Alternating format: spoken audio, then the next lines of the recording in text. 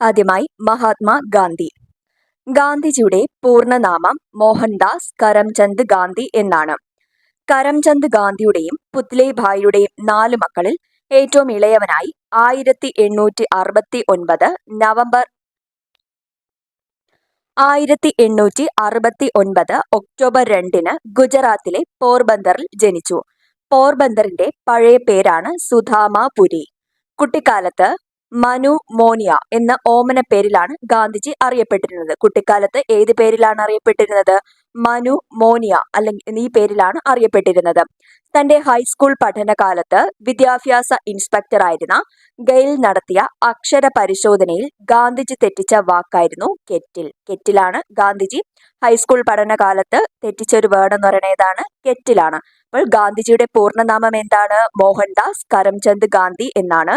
കരംചന്ദ് ഗാന്ധിയുടെയും പുത്ലിഭായിയുടെയും 4 മക്കളിൽ ഏറ്റവും ഇളയവനായി 1869 ഒക്ടോബർ 2 ഗുജറാത്തിലെ പോർബന്ദറിലാണ് ജനിക്കുന്നത്. പോർബന്ദറിന്റെ പഴയ പേരെന്താണ്? സുധാമാപുരിയാണ് പോർബന്ദറിന്റെ പഴയ പേര്. കുട്ടിക്കാലത്ത് ഏതൊക്കെ പേരിലാണ് അറിയപ്പെട്ടിരുന്നത്? മനു മോനിയ എന്നീ ഓമന പേരുകളിലാണ് ഗാന്ധിജി അറിയപ്പെട്ടിരുന്നത്. തന്റെ ഹൈസ്കൂൾ പഠനകാലത്ത് വിദ്യാഭ്യാസ ഇൻസ്പെക്ടറായിരുന്ന ഗെയിൽ നടത്തിയ അക്ഷര പരിശോധനയിൽ ഗാന്ധിജി തെറ്റിച്ച വാക്കായിരുന്നു കെറ്റിൽ. അടുത്തത് 1883 മെയ് മാസത്തിൽ തന്റെ 14ാമത്തെ വയസ്സിൽ ഗാന്ധിജി കസ്തൂർബ ഗാന്ധിയെ വിവാഹം ചെയ്തു. എത്രാമത്തെ വയസ്സിലാണ്? 14ാമത്തെ വയസ്സിൽ 1883 മെയ് മാസത്തിലാണ് വിവാഹം. ഹരിലാൽ, മണിലാൽ, രാമദാസ്, ദേവദാസ് എന്നിങ്ങനെ 4 ആൺമക്കളാണ് ഗാന്ധിജിക്ക് ഉണ്ടായിരുന്നത്. ആരൊക്കെയാണ്? ഹരിലാൽ, മണിലാൽ, രാമദാസ്, ദേവദാസ് ഇങ്ങനെ 4 മക്കളാണ് ഗാന്ധിജിക്ക് ഉണ്ടായിരുന്നത്. 1885 കരംചന്ദ് ഗാന്ധി അന്തരിക്കുന്നു. ഗാന്ധിജിയുടെ പിതാവാണ് കരംചന്ദ് ഗാന്ധി. അപ്പോൾ 1885 കരംചന്ദ് ഗാന്ധി മരിക്കുന്നത്. അദ്ദേഹം കാബ ഗാന്ധി എന്ന് അറിയപ്പെടുന്നു. എന്താണ്? കാബ ഗാന്ധി എന്ന് അറിയപ്പെടുന്നു. 1887 ഗാന്ധിജി മെട്രിക്കുലേഷൻ പാസ്സായി. 1887 ഗാന്ധിജി മെട്രിക്കുലേഷൻ പാസ്സാകുന്നത്. 1888 സെപ്റ്റംബർ 4 നിയമ പഠനത്തിനായി ഗാന്ധിജി ഇംഗ്ലണ്ടിലേക്ക് തിരിച്ചു. അപ്പോൾ നിയമ പഠനത്തിനായി ഗാന്ധിജി ഇംഗ്ലണ്ടിലേക്ക് ഏത് വർഷമാണ് തിരിക്കുന്നത്? 1888 സെപ്റ്റംബർ 4 നിയമ പഠനത്തിനായി ഗാന്ധിജി ഇംഗ്ലണ്ടിലേക്ക് പോകുന്നത്.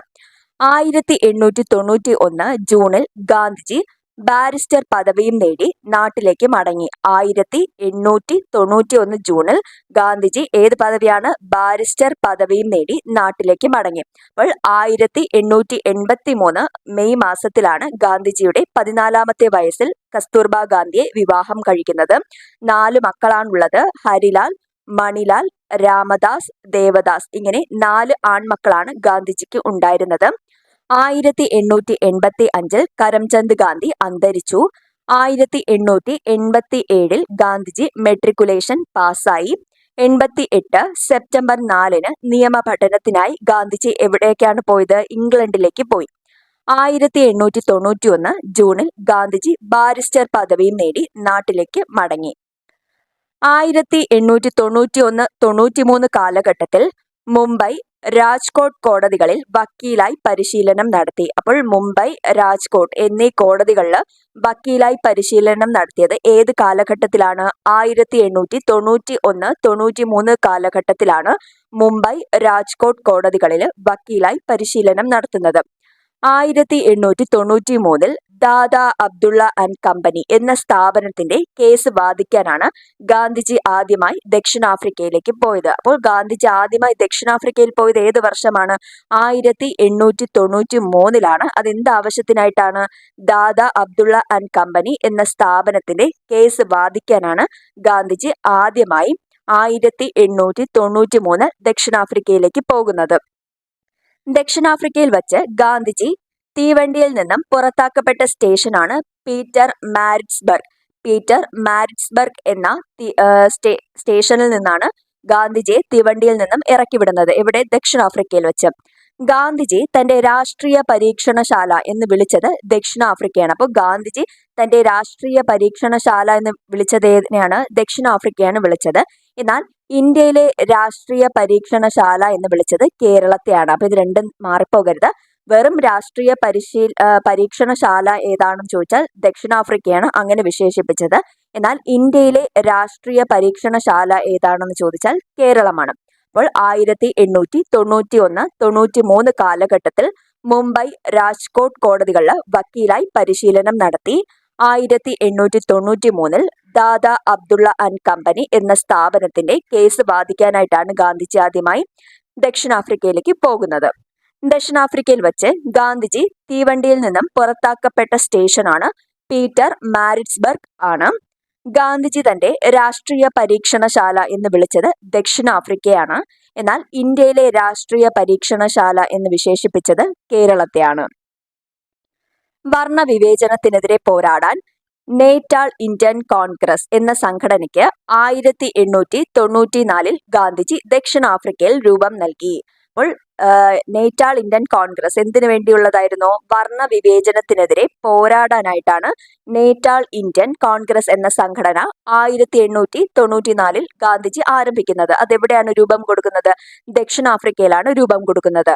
വർണ്ണവിവേചനത്തിനെതിരെ പോരാടാൻ വേണ്ടിയിട്ടുള്ള സംഘടനയാണ് നേറ്റാൾ ഇന്ത്യൻ കോൺഗ്രസ്. രൂപം നൽകിയത് ഗാന്ധിജിയാണ്. 1894 രൂപം കൊടുക്കുന്നത്. അതെവിടെയാണ്? ദക്ഷിണാഫ്രിക്കയിലാണ്. നേറ്റാൾ ഇന്ത്യൻ കോൺഗ്രസിന്റെ ആദ്യത്തെ സെക്രട്ടറി ആയിരുന്നു ഗാന്ധിജി. അപ്പോൾ ഈ നേറ്റാൾ ഇന്ത്യൻ കോൺഗ്രസ് 1894 രൂപീകൃതമായ നേറ്റാൾ ഇന്ത്യൻ കോൺഗ്രസിന്റെ ആദ്യത്തെ സെക്രട്ടറി ആയിരുന്നു ആര്? ഗാന്ധിജി. 1899 വെള്ളക്കാർക്കെതിരെ ദക്ഷിണാഫ്രിക്ക ആംബുലൻസ് വിഭാഗം സംഘടിപ്പിച്ച് ആതുര സേവനം നടത്തിയിരുന്നു. ബൂവർ യുദ്ധത്തിൽ ബ്രിട്ടീഷുകാരെ സഹായിക്കാൻ ഗാന്ധിജി ആരംഭിച്ച പ്രസ്ഥാനമാണ് ഇന്ത്യൻ ആംബുലൻസ് കോർപ്സ്. അപ്പോൾ എന്താണ് ഇന്ത്യൻ ആംബുലൻസ് കോർപ്സ് എന്നാൽ? ബൂവർ യുദ്ധത്തിൽ ബ്രിട്ടീഷുകാർക്കെതിരെ സഹായിക്കാൻ ഗാന്ധിജി ആരംഭിച്ച ഒരു പ്രസ്ഥാനമാണിത്, ഇന്ത്യൻ ആംബുലൻസ് കോർപ്സ്. 1901 കോൺഗ്രസ് സമ്മേളനത്തിൽ പങ്കെടുക്കുന്നതിന് വേണ്ടി ഗാന്ധിജി ഇന്ത്യയിലേക്ക് തിരിച്ചു. അപ്പോൾ ഇന്ത്യയിലേക്ക് എപ്പോഴാണ് തിരിക്കുന്നത്? 1901 കോൺഗ്രസ് സമ്മേളനത്തിൽ പങ്കെടുക്കുന്നതിന് വേണ്ടി ഗാന്ധിജി ഇന്ത്യയിലേക്ക് തിരിക്കുന്നു. ഇത് കുറച്ചുകൂടെ മനസ്സിലാകാനായിട്ട് വേണ്ടിയിട്ടാണ് ഈ ഒരു ക്വസ്റ്റ്യൻ ആൻസർ ആയിട്ടല്ലാതെ ഒരു പോയിന്റുകളായിട്ട് ഇങ്ങനെ കൊടുത്തിരിക്കുന്നത്. അപ്പൊ അതൊന്ന് വായിച്ചു പഠിക്കുക. വർണ്ണവിവേചനത്തിനെതിരെ പോരാടാൻ നേറ്റാൾ ഇന്ത്യൻ കോൺഗ്രസ് എന്ന സംഘടനയ്ക്ക് 1894 ഗാന്ധിജി ദക്ഷിണാഫ്രിക്കയിൽ രൂപം കൊടുത്തു. നേറ്റാൾ ഇന്ത്യൻ കോൺഗ്രസിന്റെ ആദ്യ സെക്രട്ടറി ആയിരുന്നു ഗാന്ധിജി. 1899 വെള്ളക്കാർക്കെതിരെ ദക്ഷിണാഫ്രിക്ക ആംബുലൻസ് വിഭാഗം സംഘടിപ്പിച്ച് ആതുര സേവനം നടത്തിയിരുന്നു. ബൂവർ യുദ്ധത്തിൽ ബ്രിട്ടീഷുകാരെ സഹായിക്കാൻ ഗാന്ധിജി ആരംഭിച്ച പ്രസ്ഥാനമാണ് ഇന്ത്യൻ ആംബുലൻസ് കോർപ്സ്. 1901 കോൺഗ്രസ് സമ്മേളനത്തിൽ പങ്കെടുക്കുന്നതിന് വേണ്ടി ഗാന്ധിജി ഇന്ത്യയിലേക്ക് തിരിച്ചു. 1901 കൊൽക്കത്ത സമ്മേളനമാണ് ഗാന്ധിജി പങ്കെടുത്ത ആദ്യ കോൺഗ്രസ് സമ്മേളനം. അപ്പോൾ ഗാന്ധിജി പങ്കെടുത്ത ആദ്യത്തെ കോൺഗ്രസ് സമ്മേളനം ഏതാണ്? 1901 കൊൽക്കത്ത സമ്മേളനമാണ്. 1902 ദക്ഷിണാഫ്രിക്കയിലേക്ക് അദ്ദേഹം തിരികെ പോയി. അപ്പൊ ഈ ഒരു വർഷങ്ങൾ ഓർഡർ ഒന്ന് ശ്രദ്ധിച്ചു പഠിക്കുക. 1901 ഗാന്ധിജി ഇന്ത്യയിലേക്ക് എത്തുന്നത്. എന്തിനു വേണ്ടിയിട്ടാണ്? കോൺഗ്രസിന്റെ സമ്മേളനത്തിൽ പങ്കെടുക്കാൻ വേണ്ടിയിട്ട്. അപ്പോൾ ഗാന്ധിജി പങ്കെടുത്ത ആദ്യ സമ്മേളനമാണ് 1901 കൊൽക്കത്ത സമ്മേളനം. തൊട്ടടുത്ത വർഷം 1902 ദക്ഷിണാഫ്രിക്കയിലേക്ക് തിരികെ പോയി. 1904 ദക്ഷിണാഫ്രിക്കയിലെ ഡർബനിൽ ഫീനിക്സ് ആശ്രമം സ്ഥാപിച്ചു. ഫീനിക്സ് ആശ്രമം സ്ഥാപിച്ച വർഷം ഏതാണ്? 1904 ദക്ഷിണാഫ്രിക്കയിലെ ഡർബനിൽ ഫീനിക്സ് ആശ്രമം സ്ഥാപിക്കുന്നത്. 1906 സെപ്റ്റംബർ 11 ഏഷ്യാറ്റിക് ഓർഡിനൻസിക്കെതിരെ ട്രാൻസ്വാളിൽ ഗാന്ധിജി തന്റെ സത്യാഗ്രഹ സമരത്തിന് തുടക്കം കുറിച്ചു. ഗാന്ധിജി സത്യാഗ്രഹ സമരത്തിന് തുടക്കം കുറിച്ചത് എവിടെയാണ്? ഏഷ്യാറ്റിക് ഓർഡിനൻസിനെതിരെ ട്രാൻസ്വാളിൽ ഗാന്ധിജി തന്റെ സത്യാഗ്രഹ സമരത്തിന് തുടക്കമിട്ടു. ഏത് വർഷമാണ്? 1906 സെപ്റ്റംബർ 11. ഗാന്ധിജി ബ്രഹ്മചര്യ ജീവിതവ്രതമാക്കിയത് 1906 മുതലാണ്. ഗാന്ധിജി ബ്രഹ്മചര്യം ജീവിതവ്രതമാക്കിയത് 1906 മുതലാണ്. 1908 ജനുവരി 11 ഗാന്ധിജിയെ അറസ്റ്റ് ചെയ്ത് 2 മാസത്തേക്ക് തടവിലിട്ടു. 1908 ജനുവരി 11 ഗാന്ധിജിയെ അറസ്റ്റ് ചെയ്ത് 2 മാസത്തേക്ക് തടവിലിട്ടു. അപ്പോൾ 1901 കൊൽക്കത്ത സമ്മേളനമാണ് ഗാന്ധിജി പങ്കെടുത്ത ആദ്യത്തെ കോൺഗ്രസ് സമ്മേളനം.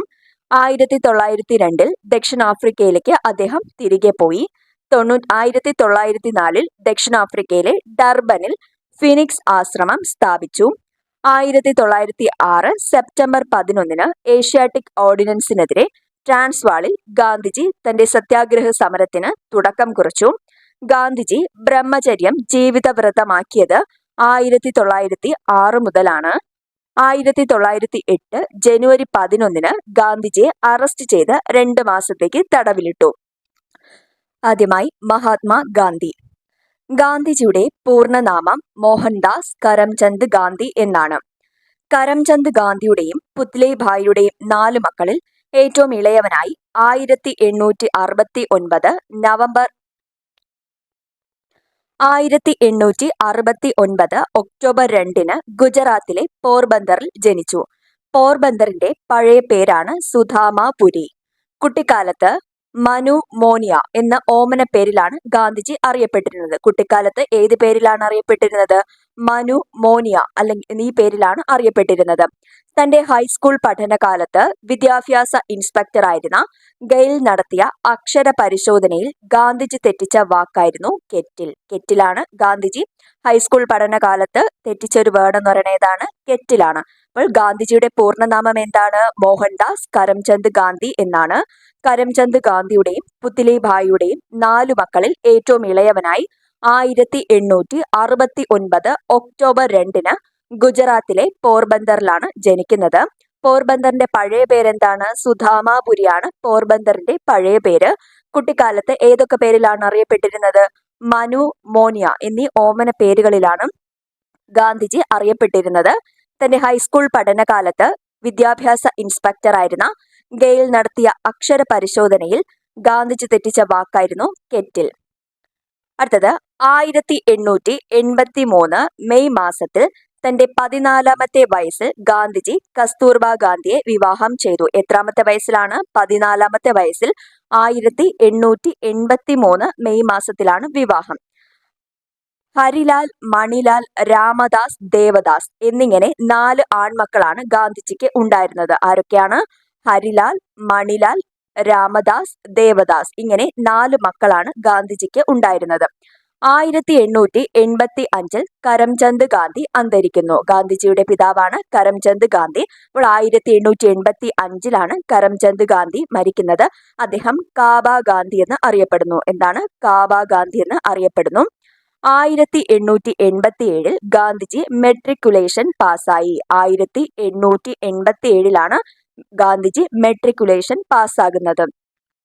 1888 സെപ്റ്റംബർ 4 നിയമ പഠനത്തിനായി ഗാന്ധിജി ഇംഗ്ലണ്ടിലേക്ക് തിരിച്ചു. അപ്പോൾ നിയമ പഠനത്തിനായി ഗാന്ധിജി ഇംഗ്ലണ്ടിലേക്ക് ഏത് വർഷമാണ് തിരിക്കുന്നത്? 1888 സെപ്റ്റംബർ 4 നിയമ പഠനത്തിനായി ഗാന്ധിജി ഇംഗ്ലണ്ടിലേക്ക് പോകുന്നത്.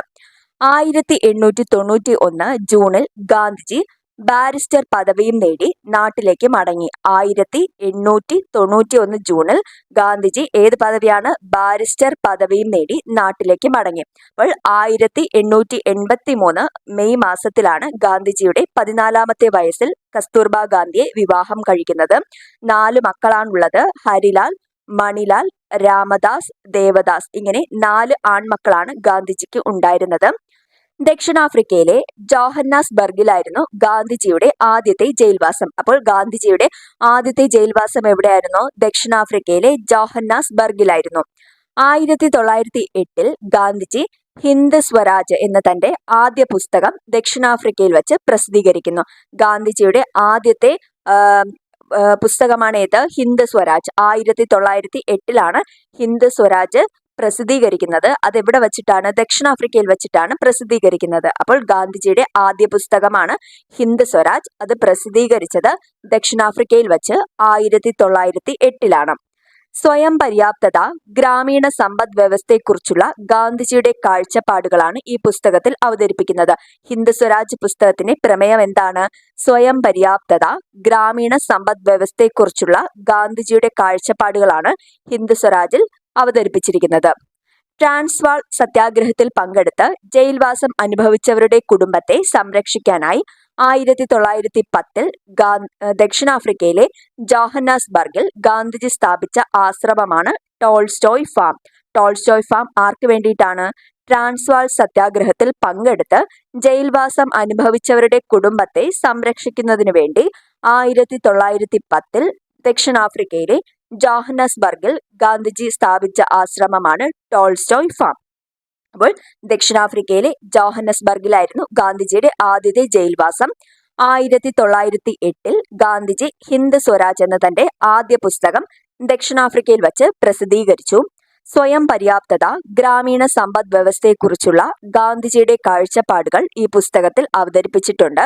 ട്രാൻസ്വാൾ സത്യാഗ്രഹത്തിൽ പങ്കെടുത്ത് ജയിൽവാസം അനുഭവിച്ചവരുടെ കുടുംബത്തെ സംരക്ഷിക്കാനായി 1910 ദക്ഷിണാഫ്രിക്കയിലെ ജോഹന്നാസ്ബർഗിൽ ഗാന്ധിജി സ്ഥാപിച്ച ആശ്രമമാണ് ടോൾസ്റ്റോയ് ഫാം.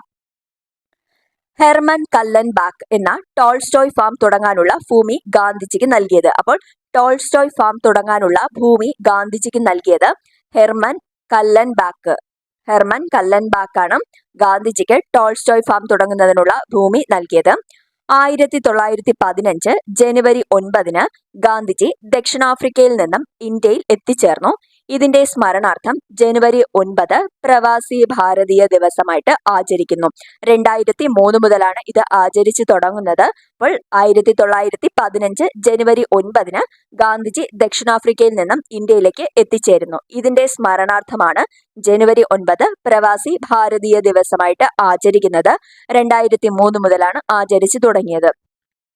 ബനാറസ് ഹിന്ദു സർവകലാശാലയുടെ ഉദ്ഘാടനമാണ് ഗാന്ധിജി ഇന്ത്യയിൽ മടങ്ങിയെത്തിയ ശേഷം പങ്കെടുക്കുന്ന ആദ്യത്തെ പൊതുചടങ്ങ്. അപ്പോൾ ഇന്ത്യയിൽ മടങ്ങിയെത്തിയതിനു ശേഷം ഗാന്ധിജി ആദ്യമായി പങ്കെടുത്ത പൊതുചടങ്ങ് ഏതാണ് എന്ന് ചോദിച്ചാൽ ഹിന്ദു ബനാറസ് സർവകലാശാലയുടെ ഉദ്ഘാടനമാണ് ഗാന്ധിജി ആദ്യമായിട്ട് നിർവഹിച്ചത്.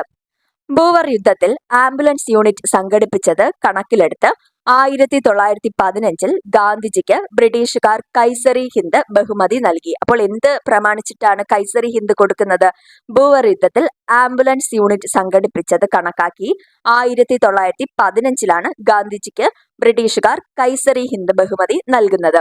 അപ്പോൾ ഹെർമൻ കല്ലൻബാക്കാണ് ടോൾസ്റ്റോയ് ഫാം തുടങ്ങുന്നതിനുള്ള ഭൂമി ഗാന്ധിജിക്ക് കൊടുക്കുന്നത്. 1915 ജനുവരി 9 ഗാന്ധിജി ദക്ഷിണാഫ്രിക്കയിൽ നിന്നും ഇന്ത്യയിലേക്ക് എത്തുന്നത്. ഇതിന്റെ സ്മരണാർത്ഥം ജനുവരി 9 പ്രവാസി ഭാരതീയ ദിവസമായിട്ട് ആചരിക്കുന്നു. 2003 മുതലാണ് ആചരിച്ചു തുടങ്ങുന്നത്. ബനാറസ് ഹിന്ദു സർവകലാശാലയുടെ ഉദ്ഘാടനമാണ് ഗാന്ധിജി ഇന്ത്യയിൽ മടങ്ങിയെത്തിയതിനു ശേഷം പങ്കെടുക്കുന്ന ആദ്യത്തെ പൊതുചടങ്ങ്. ബൂവർ യുദ്ധത്തിൽ ആംബുലൻസ് യൂണിറ്റ് സംഘടിപ്പിച്ചത് കണക്കിലെടുത്ത് 1915 ഗാന്ധിജിക്ക് ബ്രിട്ടീഷുകാർ കൈസറി ഹിന്ദ് ബഹുമതി നൽകി. ഗാന്ധിജി തന്റെ രാഷ്ട്രീയ ഗുരുവായി കണക്കാക്കിയിരുന്നത് ഗോപാലകൃഷ്ണ ഗോഖലെയാണ്. അപ്പോൾ ഗാന്ധിജിയുടെ രാഷ്ട്രീയ ഗുരുവാണ് ആര്? ഗോപാലകൃഷ്ണ ഗോഖലെ.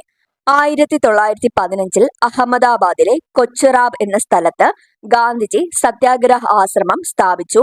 1917 ജൂൺ 17 ഇത് സബർമതി തീരത്തേക്ക് മാറ്റി.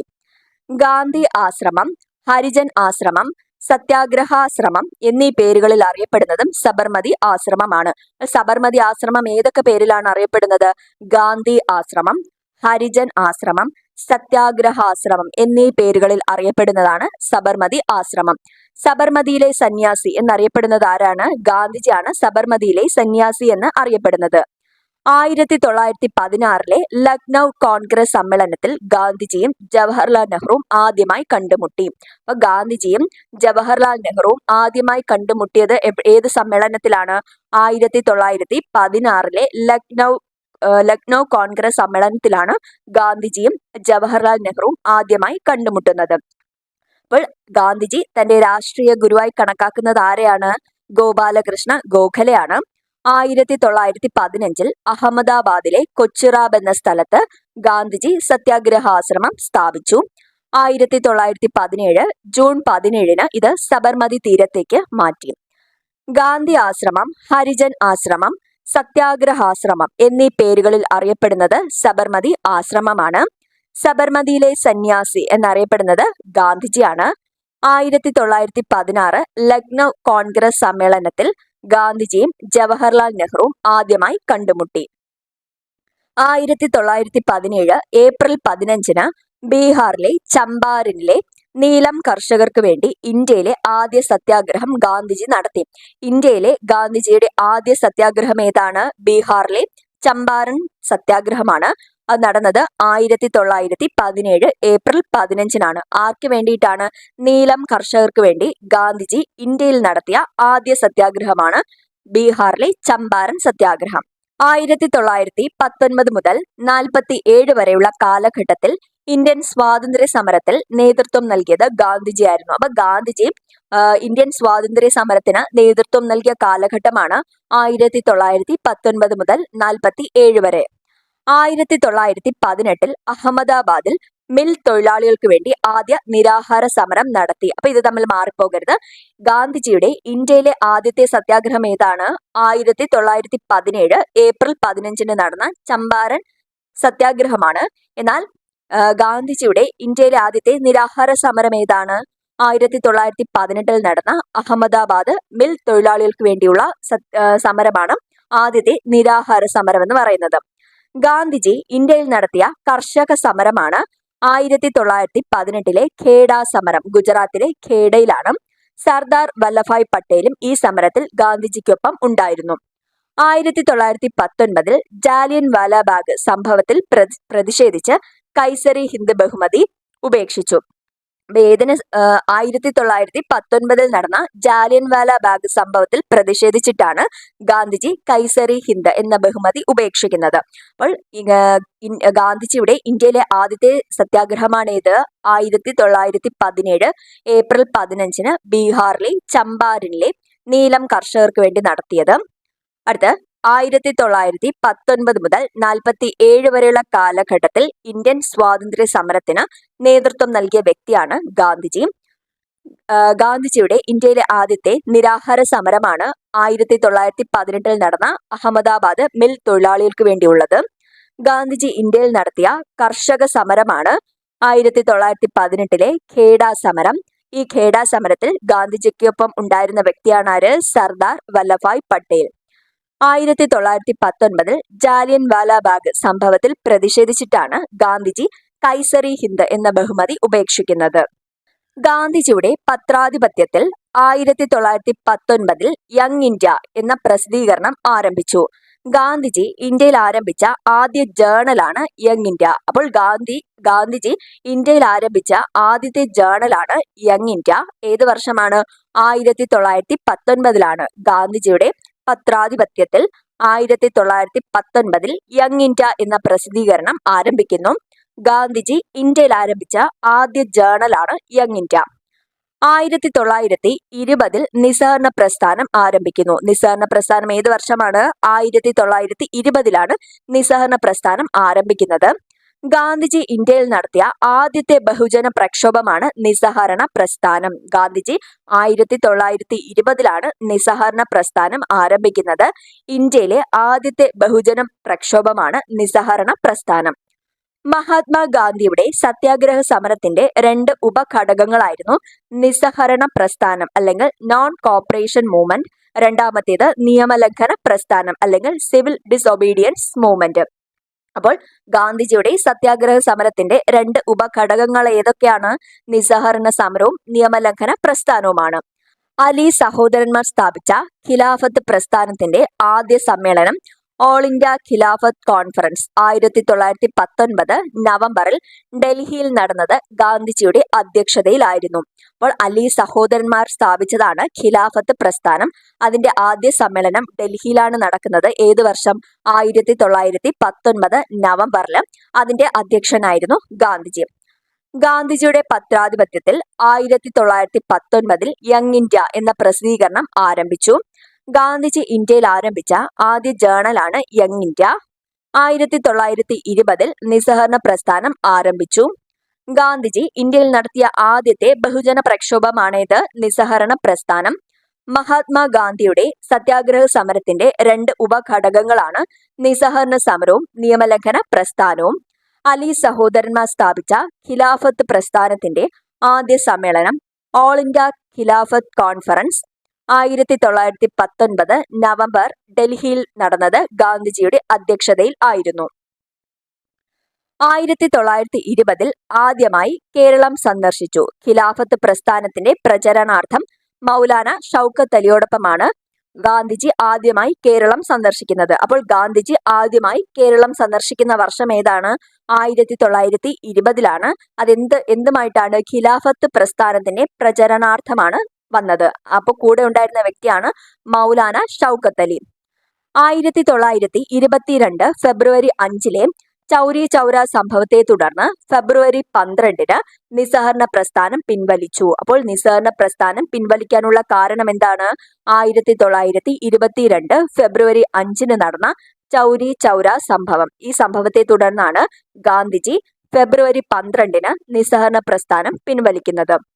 1922 ഗാന്ധിജിയെ 6 വർഷത്തെ തടവിന് ശിക്ഷിച്ച ജഡ്ജിയാണ് ബ്രൂംഫീൽഡ് ആണ് 1922 ഗാന്ധിജിയെ 6 വർഷത്തെ തടവിന് ശിക്ഷിച്ച ജഡ്ജിയാണ് ആര്? ബ്രൂംഫീൽഡ്. 1922 മുതൽ 24 വരെ ഗാന്ധിജി ജയിലിൽ അടയ്ക്കപ്പെട്ടു. അപ്പൊ ഏത് വർഷമാണ്? 1922 മുതൽ 24 വരെ ഗാന്ധിജി ജയിലിൽ അടയ്ക്കപ്പെട്ടു. 1922 ജയിൽവാസത്തിനിടയിലാണ് ഗാന്ധിജി തന്റെ ആത്മകഥയായ എന്റെ സത്യാന്വേഷണ പരീക്ഷണ കഥകൾ എഴുതിയത്. അപ്പോൾ ഗാന്ധിജിയുടെ ആത്മകഥയാണ് ഏത്? എന്റെ സത്യാന്വേഷണ പരീക്ഷണ കഥകൾ. അത് എഴുതിയ വർഷം 1922. ജയിൽവാസത്തിനിടയിൽ ഗാന്ധിജി എഴുതിയ ആത്മകഥയാണ് ഏത്? എന്റെ സത്യാന്വേഷണ പരീക്ഷണ കഥകൾ. ആത്മകഥ എഴുതുവാൻ ഗാന്ധിജിയെ നിർബന്ധിച്ചത് ഗുജറാത്തി എഴുത്തുകാരനായ സ്വാമി ആനന്ദാണ് ആത്മകഥ എഴുതുവാൻ ഗാന്ധിജിയെ നിർബന്ധിച്ചത്. 1920 ഗാന്ധിജി ആദ്യമായി കേരളം സന്ദർശിക്കുന്നത്. ഖിലാഫത്ത് പ്രസ്ഥാനത്തിന്റെ പ്രചരണാർത്ഥമാണ് കേരളത്തിൽ എത്തുന്നത്. ഒപ്പമുണ്ടായിരുന്ന വ്യക്തിയാണ് മൗലാന ഷൗക്കത്ത് അലി. 1922 ഫെബ്രുവരി 5 ചൗരി ചൗര സംഭവത്തെ തുടർന്ന് ഫെബ്രുവരി 12 നിസ്സഹരണ പ്രസ്ഥാനം പിൻവലിക്കുന്നു. 1922 ഗാന്ധിജിയെ 6 വർഷത്തെ തടവിന് ശിക്ഷിച്ച ജഡ്ജിയാണ് ബ്രൂംഫീൽഡ്. 1922 മുതൽ 24 വരെ ഗാന്ധിജി ജയിലിൽ അടയ്ക്കപ്പെട്ടു. 1922 ജയിൽവാസത്തിനിടയിലാണ് ഗാന്ധിജി തന്റെ ആത്മകഥയായ എന്റെ സത്യാന്വേഷണ പരീക്ഷണ കഥകൾ എഴുതിയത്. ആത്മകഥ എഴുതുവാൻ ഗാന്ധിജിയെ നിർബന്ധിച്ച ഗുജറാത്തി എഴുത്തുകാരനാണ് ആര്? സ്വാമി ആനന്ദ്. 1924 കർണാടകത്തിലെ ബൽഗാമിൽ നടന്ന കോൺഗ്രസ് സമ്മേളനത്തിൽ ഗാന്ധിജി INCയുടെ അധ്യക്ഷനായി. ഗാന്ധിജി INCയുടെ അധ്യക്ഷനായത് ഏത് സമ്മേളനമാണ്? ബൽഗാമിൽ നടന്ന കോൺഗ്രസ് സമ്മേളനത്തിലാണ് ഗാന്ധിജി ആദ്യമായി INC അധ്യക്ഷനാകുന്നത്. ഏത് വർഷം? 1924. 1924 നടന്ന ബൽഗാം കോൺഗ്രസ് സമ്മേളനത്തിലാണ് ഗാന്ധിജി INCയുടെ അധ്യക്ഷ സ്ഥാനം വഹിക്കുന്നത്. 1929 അഹമ്മദാബാദിൽ നവജീവൻ ട്രസ്റ്റ് ആരംഭിച്ചു. നവജീവൻ ട്രസ്റ്റ് ഏത് വർഷമാണ് ആരംഭിച്ചത്? 1929 അഹമ്മദാബാദിലാണ് ആരംഭിക്കുന്നത്. 1930 മാർച്ച് 12 സബർമതി ആശ്രമത്തിൽ നിന്ന് ദണ്ഡിയാത്ര ആരംഭിച്ചു. ഏത് വർഷമാണ്? 1930 മാർച്ച് 12 സബർമതി ആശ്രമത്തിൽ നിന്ന് ദണ്ഡിയാത്ര ആരംഭിക്കുന്നത്. 385 കിലോമീറ്ററുകൾ അഥവാ 241 മൈൽ താണ്ടിയാണ് 1930 ഏപ്രിൽ 5 ഗാന്ധിജി ദണ്ഡി കടപ്പുറത്ത് എത്തുന്നത്. ഏപ്രിൽ 6 രാവിലെ 6:30 ഉപ്പ് കുറുക്കി നിയമം ലംഘിക്കുകയും ചെയ്തു. അപ്പോൾ 385 കിലോമീറ്റർ ആണ് സഞ്ചരിച്ചത്. അല്ലെങ്കിൽ എത്രയാണ്? 241 മൈൽ താണ്ടി 1930 ഏപ്രിൽ 5 കടൽപ്പുറത്ത് എത്തി. തൊട്ടടുത്ത ദിവസം ഏപ്രിൽ 6 ഉപ്പ് കുറുക്കി നിയമം ലംഘിക്കുന്നത്. നിസ്സഹരണ പ്രസ്ഥാനത്തിന് ശേഷം ഗാന്ധിജി ഇന്ത്യയിൽ നടത്തിയ രണ്ടാമത്തെ ബഹുജന പ്രക്ഷോഭമാണേത്? നിയമലംഘന പ്രസ്ഥാനം. നിസ്സഹരണ പ്രസ്ഥാനത്തിന് ശേഷം ഗാന്ധിജി ഇന്ത്യയിൽ നടത്തിയ രണ്ടാമത്തെ ബഹുജന പ്രക്ഷോഭമാണ് നിയമലംഘന പ്രസ്ഥാനം. അപ്പോൾ ഗാന്ധിജി INCയുടെ അധ്യക്ഷനായ സമ്മേളനം ഏതാണ്? 1924 ബൽഗാമിൽ നടന്ന കോൺഗ്രസ് സമ്മേളനത്തിലാണ് അധ്യക്ഷനാവുന്നത്. 1929 അഹമ്മദാബാദിൽ നവജീവൻ ട്രസ്റ്റ് ആരംഭിച്ചു. 1930 മാർച്ച് 12 സബർമതി ആശ്രമത്തിൽ നിന്ന് ദണ്ഡിയാത്ര ആരംഭിക്കുന്നു. 385 കിലോമീറ്റർ അഥവാ 241 മൈൽ താണ്ടി 1931 ഏപ്രിൽ 5 ഗാന്ധിജി ദണ്ഡി കടപ്പുറത്തെത്തുന്നു. ഏപ്രിൽ 6 ഉപ്പുകുറുക്കി നിയമലംഘനം ചെയ്തു. നിസ്സഹകരണ പ്രസ്ഥാനത്തിന് ശേഷം ഗാന്ധിജി ഇന്ത്യയിൽ നടത്തിയ രണ്ടാമത്തെ ബഹുജന പ്രക്ഷോഭമാണ് നിയമലംഘന പ്രസ്ഥാനം. ഉപ്പ് സത്യാഗ്രഹം റിപ്പോർട്ട് ചെയ്തത് വഴി ലോകശ്രദ്ധ ഇന്ത്യയിലേക്ക് ആകർഷിക്കുകയും ഇന്ത്യയിലെ ബ്രിട്ടീഷ് ഭരണത്തിനെതിരെ ലോക അഭിപ്രായം രൂപപ്പെടുത്തുന്നതിനും ചെയ്ത അമേരിക്കൻ പത്രപ്രവർത്തകനാണ് വെബ് മില്ലർ. അപ്പോൾ വെബ് മില്ലർ ആണ് ഉപ്പ് സത്യാഗ്രഹം റിപ്പോർട്ട് ചെയ്തത് വഴി ലോക ശ്രദ്ധ ഇന്ത്യയിലേക്ക് ആകർഷിക്കുകയും ഇന്ത്യയിലെ ബ്രിട്ടീഷ് ഭരണത്തിനെതിരെ ലോക അഭിപ്രായം രൂപപ്പെടുത്തുകയും ചെയ്ത അമേരിക്കൻ പത്രപ്രവർത്തകനാണ് Webb Miller. 1931 March 5 Gandhi Irwin ഉടമ്പടിയെ തുടർന്നാണ് രണ്ടാം വട്ടമേശ സമ്മേളനത്തിൽ ഗാന്ധിജി പങ്കെടുക്കുന്നത്. ഗാന്ധിജി പങ്കെടുത്ത വട്ടമേശ സമ്മേളനം ഏതാണ്? രണ്ടാം വട്ടമേശ സമ്മേളനത്തിലാണ് ഗാന്ധിജി പങ്കെടുക്കുന്നത്. അത് ഏത് ഉടമ്പടിയെ തുടർന്നാണ്? 1931 മാർച്ച് 5 ഗാന്ധി ഇർവിൻ ഉടമ്പടിയെ തുടർന്നാണ് ഗാന്ധിജി രണ്ടാം വട്ടമേശ സമ്മേളനത്തിൽ പങ്കെടുക്കുന്നത്. രണ്ടാം വട്ടമേശ സമ്മേളനം ഏതാണ്? 1931 ആണ്. ഗാന്ധി ഇർവിൻ ഉടമ്പടിക്ക് സാഹചര്യമൊരുക്കിയത് തേജ് ബഹദൂർ സാപ്രവും MR ജയകറുമാണ്. അപ്പൊ ഈ രണ്ട് വ്യക്തികളാണ് ഗാന്ധി ഇർവിൻ ഉടമ്പടിക്ക് സാഹചര്യമൊരുക്കിയത്. ആരൊക്കെയാണ്? തേജ് ബഹദൂർ സാപ്രവും MR ജയകർ. 1932 ഹരിജൻ സേവക് സമാജം ആരംഭിക്കുന്നു. 1932 ഹരിജൻ സേവക് സമാജം ആരംഭിക്കുന്നത്. ഹരിജനങ്ങൾക്ക് പ്രത്യേക നിയോജക മണ്ഡലം അനുവദിച്ച കമ്മ്യൂണൽ അവാർഡിനെതിരെ മരണം വരെ ഉപവാസം ആരംഭിച്ചു. പൂനെ ഉടമ്പടി പ്രകാരം ഉപവാസം ആരംഭിച്ചു. അപ്പോൾ ഹരിജനങ്ങൾക്ക് പ്രത്യേക നിയോജക മണ്ഡലം അനുവദിച്ച കമ്മ്യൂണൽ അവാർഡിനെതിരെ മരണം വരെ ഉപവാസം ആരംഭിച്ചു ഗാന്ധിജി. അപ്പോൾ പൂനെ ഉടമ്പടി പ്രകാരമാണ് ഉപവാസം അവസാനിപ്പിക്കുന്നത്. ഉപ്പ് സത്യാഗ്രഹം റിപ്പോർട്ട് ചെയ്യുക വഴി ലോക ശ്രദ്ധ ഇന്ത്യയിലേക്ക് ആകർഷിക്കുകയും ഇന്ത്യയിലെ ബ്രിട്ടീഷ് ഭരണത്തിനെതിരെ ലോക അഭിപ്രായം രൂപപ്പെടുത്തുകയും ചെയ്ത അമേരിക്കൻ പത്രപ്രവർത്തകനാണ് Webb Miller. 1931 March 5 Gandhi Irwin ഉടമ്പടിയെ തുടർന്നാണ് ഗാന്ധിജി രണ്ടാം വട്ടമേശ സമ്മേളനത്തിൽ പങ്കെടുക്കുന്നത്. ഗാന്ധി ഇർവിൻ ഉടമ്പടിക്ക് സാഹചര്യമൊരുക്കിയ വ്യക്തികളാണ് തേജ് ബഹദൂർ സപ്രവും MR ജയകർ. 1932 ഹരിജൻ സേവക് സമാജ് ആരംഭിക്കുന്നു. ഹരിജനങ്ങൾക്ക് പ്രത്യേക നിയോജക മണ്ഡലം അനുവദിച്ച കമ്മ്യൂണൽ അവാർഡിനെതിരെ മരണം വരെ ഉപവാസം ആരംഭിച്ചു. പൂനെ ഉടമ്പടി പ്രകാരം ഉപവാസം അവസാനിപ്പിച്ചു. വ്യക്തി സത്യാഗ്രഹത്തിനായി ഗാന്ധിജി തിരഞ്ഞെടുത്ത ആദ്യ വ്യക്തിയായിരുന്നു വിനോബ ഭാവെ. ആചാര്യ വിനോബ ഭാവെയാണ് വ്യക്തി സത്യാഗ്രഹത്തിനായി ഗാന്ധിജി ആദ്യമായി തിരഞ്ഞെടുക്കുന്ന വ്യക്തി. എന്നാൽ രണ്ടാമത് തിരഞ്ഞെടുക്കുന്നതാണ് ജവഹർലാൽ നെഹ്റു. ജവഹർലാൽ നെഹ്റുവിനെ രണ്ടാമതും ആദ്യമായി ആചാര്യ വിനോബ ഭാവെയുമാണ് തിരഞ്ഞെടുക്കുന്നത്. ഏത് വർഷമാണ്? 1940 മുതലാണ് ഗാന്ധിജി വ്യക്തി സത്യാഗ്രഹം ആരംഭിക്കുന്നത്.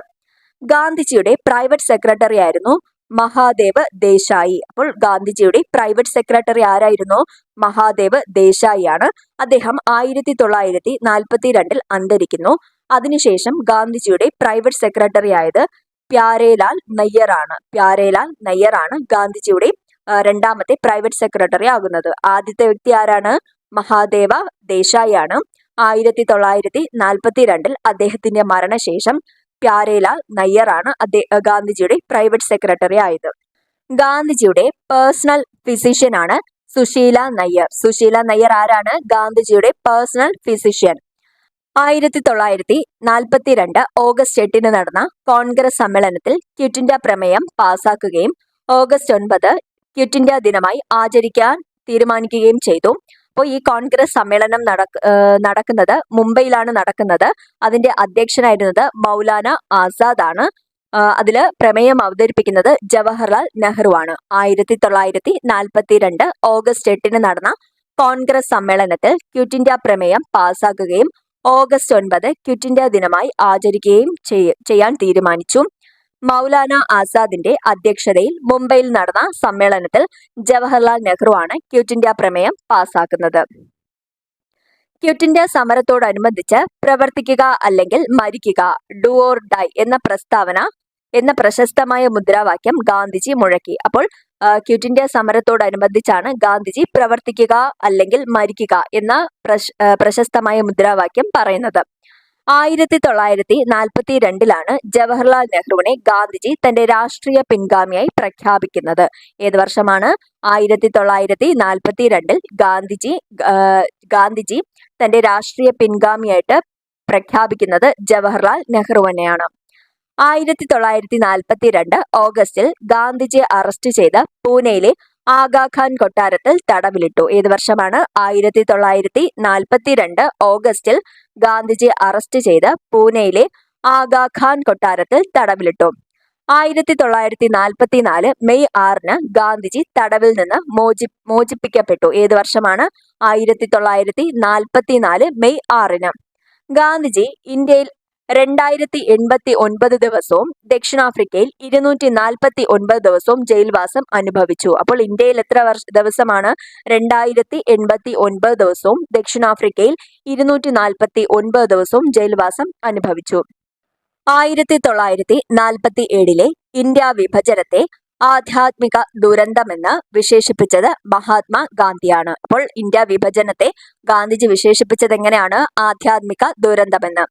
1947 ഓഗസ്റ്റ് 15 ഇന്ത്യയുടെ പതാക ചെങ്കോട്ടയിൽ ഉയർന്നപ്പോൾ ഗാന്ധിജി ഇന്ന് ബംഗ്ലാദേശിന്റെ ഭാഗമായ നവഖാലിയിൽ സാമുദായിക സൗഹാർദ്ദം പുനഃസ്ഥാപിക്കാൻ ശ്രമിക്കുകയായിരുന്നു. 1948 ഹിന്ദു മുസ്ലിം മൈത്രിക്ക് വേണ്ടി അവസാനത്തെ സത്യാഗ്രഹം.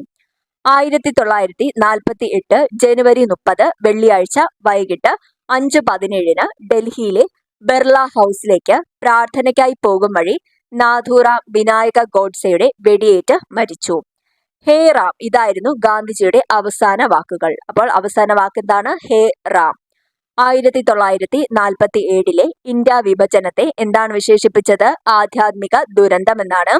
1947 ഓഗസ്റ്റ് 15 ഇന്ത്യയുടെ പതാക ചെങ്കോട്ടയിൽ ഉയർന്നപ്പോൾ ഗാന്ധിജി ഇന്ന് ബംഗ്ലാദേശിന്റെ ഭാഗമായ നവഖാലിയിൽ സാമുദായിക സൗഹാർദ്ദം പുനഃസ്ഥാപിക്കാൻ ശ്രമിക്കുകയായിരുന്നു. 1948 ഹിന്ദു മുസ്ലിം മൈത്രിക്ക് വേണ്ടിയായിരുന്നു ഗാന്ധിജിയുടെ അവസാന സത്യാഗ്രഹം. 1948 ജനുവരി 30 വെള്ളിയാഴ്ച വൈകുന്നേരം 5:17 ഡൽഹിയിലെ ബിർള ഹൗസിലേക്ക് പ്രാർത്ഥനയ്ക്കായി പോകും വഴി നാഥുറാം വിനായക ഗോഡ്സെയുടെ വെടിയേറ്റ് മരിച്ചു. ഹേ റാം, ഇതായിരുന്നു ഗാന്ധിജിയുടെ അവസാന വാക്കുകൾ. ഇറ്റാലിയൻ ബെറീറ്റ പിസ്റ്റൾ ഉപയോഗിച്ചാണ് ഗോഡ്സെ ഗാന്ധിജിയെ വെടിവെച്ചത്. ഗാന്ധിജിയുടെ വധത്തെ തുടർന്ന് നിരോധിച്ച സംഘടനയാണ് RSS. 1925 രാഷ്ട്രീയ സ്വയം സേവക് സംഘ് RSS സ്ഥാപിച്ചത് ഡോക്ടർ ഹെഡ്ഗേവർ ആയിരുന്നു. ഹെഡ്ഗേവർ ആണ് RSS സ്ഥാപിച്ചത്. ഇനി അങ്ങോട്ട് ഗാന്ധിജിയുടെ മരണവാർത്തയെ തുടർന്ന് മറ്റുള്ള വ്യക്തികൾ അഭിപ്രായപ്പെട്ടത്. ഗാന്ധിജി മറ്റുള്ളവരെ വിശേഷിപ്പിച്ചിട്ടുള്ളത് എങ്ങനെയാണ്? പുസ്തകങ്ങൾ, കൃതികൾ, അങ്ങനത്തെ കുറെ ടോപ്പിക്കുകളാണ് അടുത്തുൾപ്പെടുത്തിയിട്ടുള്ളത്. ഗാന്ധിജിയുടെ മരണവാർത്ത അറിഞ്ഞ് കൂടുതൽ നല്ലതാവുന്നത് അപകടകരമാണ് എന്ന് അനുശോചന സന്ദേശം അയച്ച വ്യക്തി ആരാണ്? George Bernard Shaw. George Bernard ഷായാണ് അഭിപ്രായപ്പെട്ടത്. എങ്ങനെ? കൂടുതൽ നല്ലതാവുന്നത് അപകടകരമാണ് എന്ന് പറഞ്ഞ വ്യക്തിയാണ് ആര്? George Bernard Shaw. ഗാന്ധിജി മരിച്ചിരിക്കുന്നു, എന്നാൽ നക്ഷത്രങ്ങൾ തിളങ്ങുന്ന കാലം വരെയും കടൽ ഇരമ്പുന്ന കാലം വരെയും ഗാന്ധിസം നിലനിൽക്കും എന്ന അനുശോചനം സന്ദേശം പറഞ്ഞ വ്യക്തിയാണ് ഡോക്ടർ രാജേന്ദ്ര പ്രസാദ്. അപ്പോൾ ഡോക്ടർ രാജേന്ദ്ര പ്രസാദ് പറഞ്ഞതാണ് ഗാന്ധിജി മരിച്ചിരിക്കുന്നു, എന്നാൽ നക്ഷത്രങ്ങൾ തിളങ്ങുന്ന കാലം വരെയും കടൽ ഇരമ്പുന്ന കാലം വരെയും ഗാന്ധിസം നിലനിൽക്കും എന്ന് അനുശോചനം അറിയിച്ചതാണ് ആര്? ഡോക്ടർ രാജേന്ദ്ര പ്രസാദ്. നമ്മുടെ ജീവിതത്തിൽ നിന്ന് പ്രകാശം മാഞ്ഞു പോയിരിക്കുന്നു, എവിടെയും ഇരുട്ടാണ്. ഇങ്ങനെ അനുശോചനം അറിയിച്ചത് ആരാണ്? ജവഹർലാൽ നെഹ്റു ആണ്. സ്വാതന്ത്ര്യത്തിലേക്ക് ഈ പുരാതന രാഷ്ട്രത്തെ നയിച്ച ആ ദീപം നമ്മെ തെറ്റുകളിൽ നിന്ന് പിന്തിരിപ്പിക്കുകയും ശരിയായ പാത ചെയ്യുന്ന ശാശ്വത സത്യങ്ങളെയാണ് പ്രതിനിധാനം കാട്ടിത്തരികയും ചെയ്യുന്നത്. ഇതും നെഹ്റുവിന്റെ വാക്കുകളാണ്. അപ്പൊ ഈ അനുശോചനം ഒരിക്കൽ കൂടെ നോക്കാം. ജോർജ് ബെർണാഡ് ഷാ അനുശോചിച്ചത് എങ്ങനെയാണ്? കൂടുതൽ നല്ലതാവുന്നത് അപകടകരമാണ് എന്നാണ്. അടുത്ത ഡോക്ടർ രാജേന്ദ്ര പ്രസാദ് പറഞ്ഞത്, ഗാന്ധിജി മരിച്ചിരിക്കുന്നു, എന്നാൽ നക്ഷത്രങ്ങൾ തിളങ്ങുന്ന കാലം വരെയും കടൽ ഇരമ്പുന്ന കാലം വരെയും ഗാന്ധിസം നിലനിൽക്കുന്നു എന്ന് അനുശോചനം അറിയിച്ചതാണ് ഡോക്ടർ രാജേന്ദ്ര പ്രസാദ്. നമ്മുടെ ജീവിതത്തിൽ നിന്ന് പ്രകാശം മാഞ്ഞു പോയിരിക്കുന്നു, എവിടെയും ഇരുട്ടാണ്, ഇങ്ങനെ അഭിപ്രായപ്പെട്ടത് ജവഹർലാൽ നെഹ്റു ആണ്. സ്വാതന്ത്ര്യത്തിലേക്ക് ഈ പുരാതന രാഷ്ട്രത്തെ നയിച്ച ആ ദീപം നമ്മെ തെറ്റുകളിൽ നിന്ന് പിന്തിരിപ്പിക്കുകയും ശരിയായ പാത ചെയ്യുന്ന ശാശ്വത സത്യങ്ങളെയാണ് പ്രതിനിധാനം കാട്ടിത്തരികയും ചെയ്യുന്നത്. ഇങ്ങനെ പറഞ്ഞ വ്യക്തി ആരാണ്? ജവഹർലാൽ നെഹ്റു. 1949 ഗാന്ധി വധക്കേസിലെ പ്രതികളായ നാഥുറാം വിനായക ഗോഡ്സെ, ആർ നാരായണൻ ദത്താത്രേയ ആപ്തെ എന്നിവരെ ഹരിയാനയിലെ അംബാല ജയിലിൽ വച്ച് തൂക്കിക്കൊന്നു. സ്വതന്ത്ര ഇന്ത്യയിൽ ആദ്യമായി തൂക്കിലേറ്റപ്പെട്ട വ്യക്തിയാണ് നാഥുറാം വിനായക ഗോഡ്സെ. ഗാന്ധി വധക്കേസിൽ വിധി പ്രസ്താവിച്ച ന്യായാധിപനായിരുന്നു ആത്മചരൺ അഗർവാൾ. ആത്മചരൺ അഗർവാൾ ആണ് ഗാന്ധി വധക്കേസിൽ വിധി പ്രസ്താവിച്ച ന്യായാധിപൻ. ഡൽഹിയിലെ രാജ്ഘട്ടിലാണ് നമ്മുടെ രാഷ്ട്രപിതാവ് അന്ത്യവിശ്രമം കൊള്ളുന്നത്. അപ്പം മഹാത്മാഗാന്ധിയുടെ അന്ത്യവിശ്രമ സ്ഥലം ഏതാണ്? ന്യൂഡൽഹിയിലെ രാജ്ഘട്ടാണ്. ഗാന്ധിജിയുടെ ജന്മദിനമായ ഒക്ടോബർ 2 അന്താരാഷ്ട്ര അഹിംസാ ദിനമായിട്ടാണ് UN ആചരിക്കുന്നത്. ഗാന്ധിജിയുടെ ജന്മദിനമാണേത്? ഒക്ടോബർ 2. അത് UN എന്തായിട്ട് ആചരിക്കുന്നു? അന്താരാഷ്ട്ര അഹിംസാ ദിനമായിട്ടാണ് ആചരിക്കുന്നത്. പത്രം ഒരിക്കൽ കൂടെ നോക്കാം. ഗാന്ധി വധക്കേസിൽ വിധി പ്രസ്താവിച്ച ന്യായാധിപനാണ് ആര്? ആത്മചരൺ അഗർവാൾ. ന്യൂഡൽഹിയിലെ രാജ്ഘട്ടിലാണ് അന്ത്യവിശ്രമ സ്ഥലം.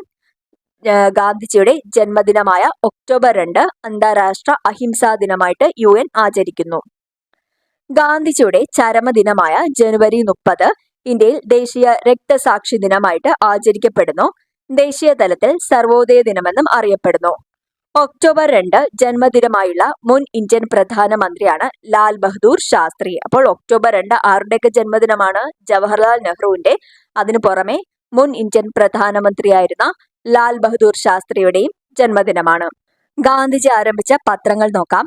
ഒന്നാമത് ഇന്ത്യൻ ഒപ്പീനിയൻ. 1903 പ്രസിദ്ധീകരിച്ച പത്രമാണ് ഇന്ത്യൻ ഒപ്പീനിയൻ. രണ്ടാമത് ഹരിജൻ. 1933 പ്രസിദ്ധീകരിച്ച പത്രമാണ് ഹരിജൻ. രണ്ട് പത്രങ്ങളാണുള്ളത്, Indian Opinion, Harijan. Indian Opinion 1903, Harijan 1933. Gandhiji ആരംഭിച്ച വാരികകളാണ് യങ് ഇന്ത്യ. അത് ഇംഗ്ലീഷ് വാരികയാണ്. 1919 യങ് ഇന്ത്യ ആരംഭിക്കുന്നത്. രണ്ടാമത്തേത് നവജീവൻ. അത് ഗുജറാത്തി വാരികയാണ്. 1918 നവജീവൻ ആരംഭിക്കുന്നത്. അപ്പൊ അങ്ങനെ രണ്ട് വാരികകളാണുള്ളത്. Young India. Young India English വാരികയാണ്, 1919.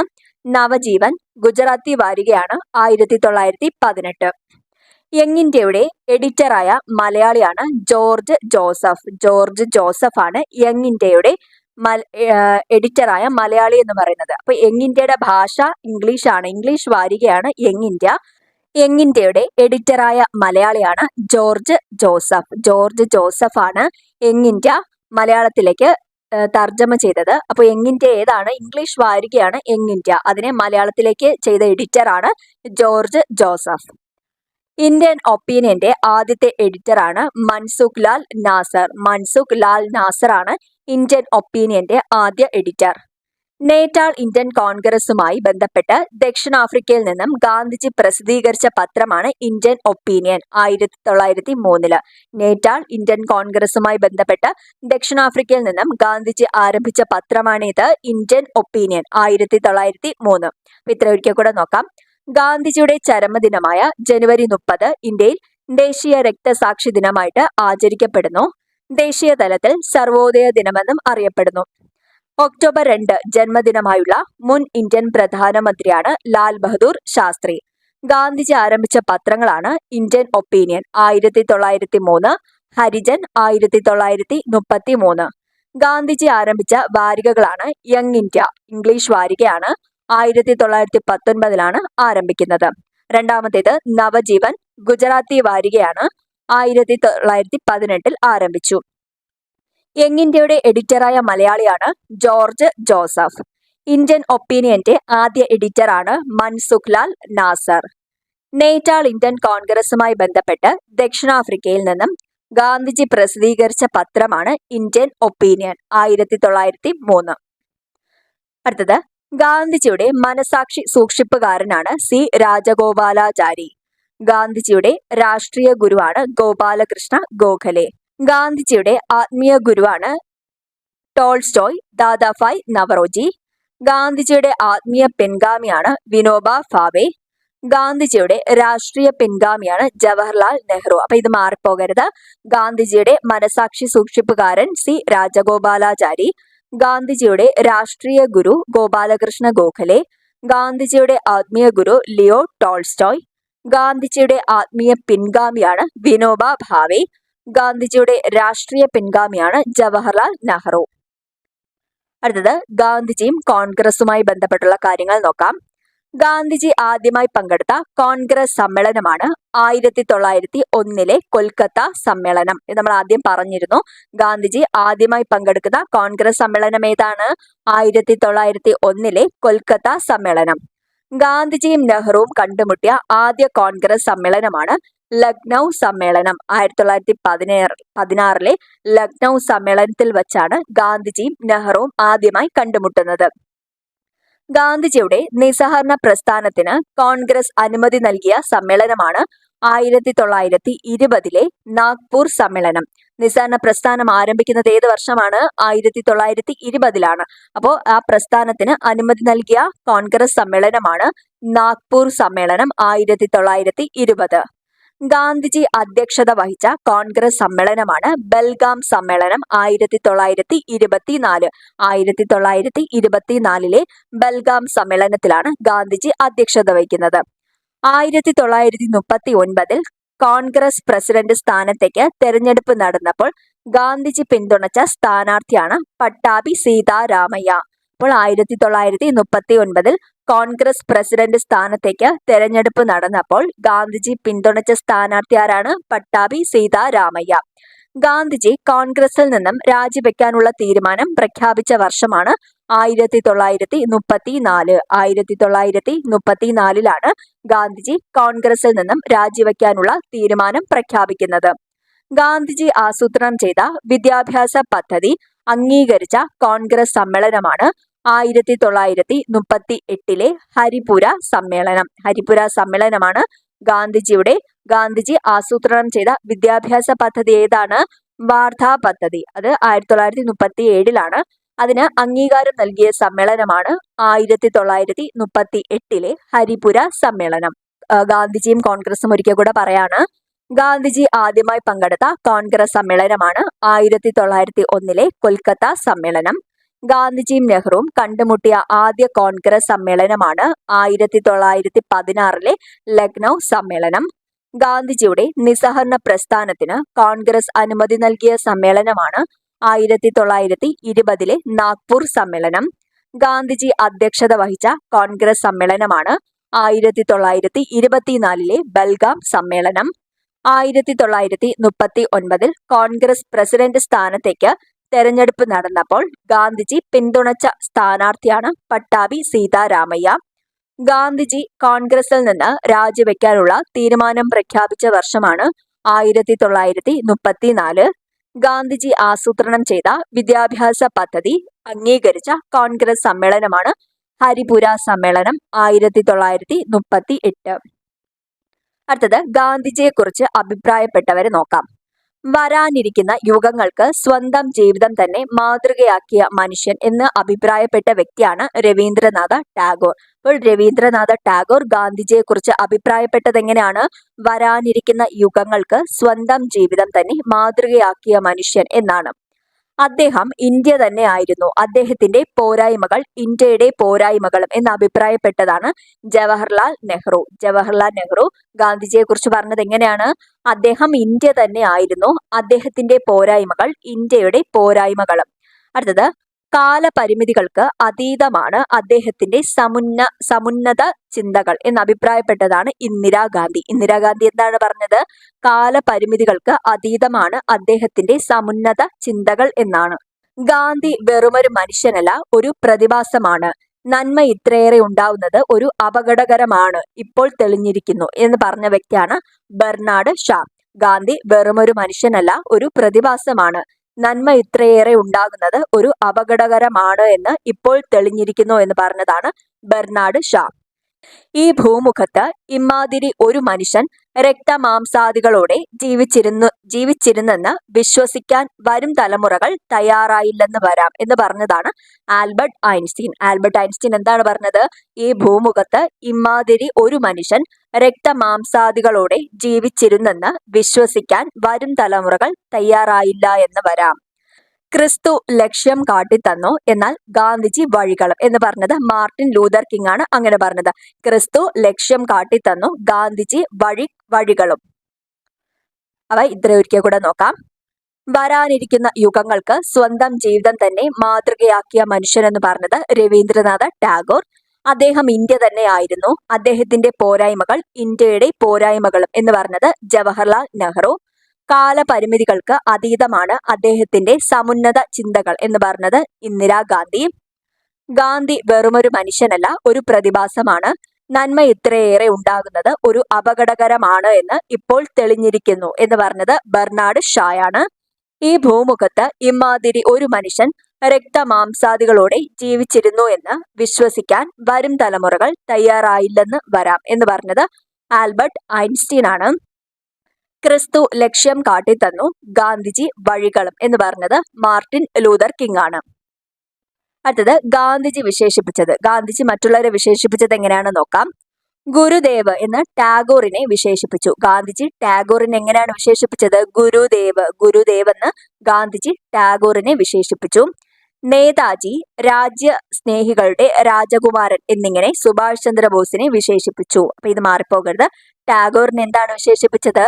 ഗുരുദേവ് എന്ന് ടാഗോറിനെ വിശേഷിപ്പിച്ചു.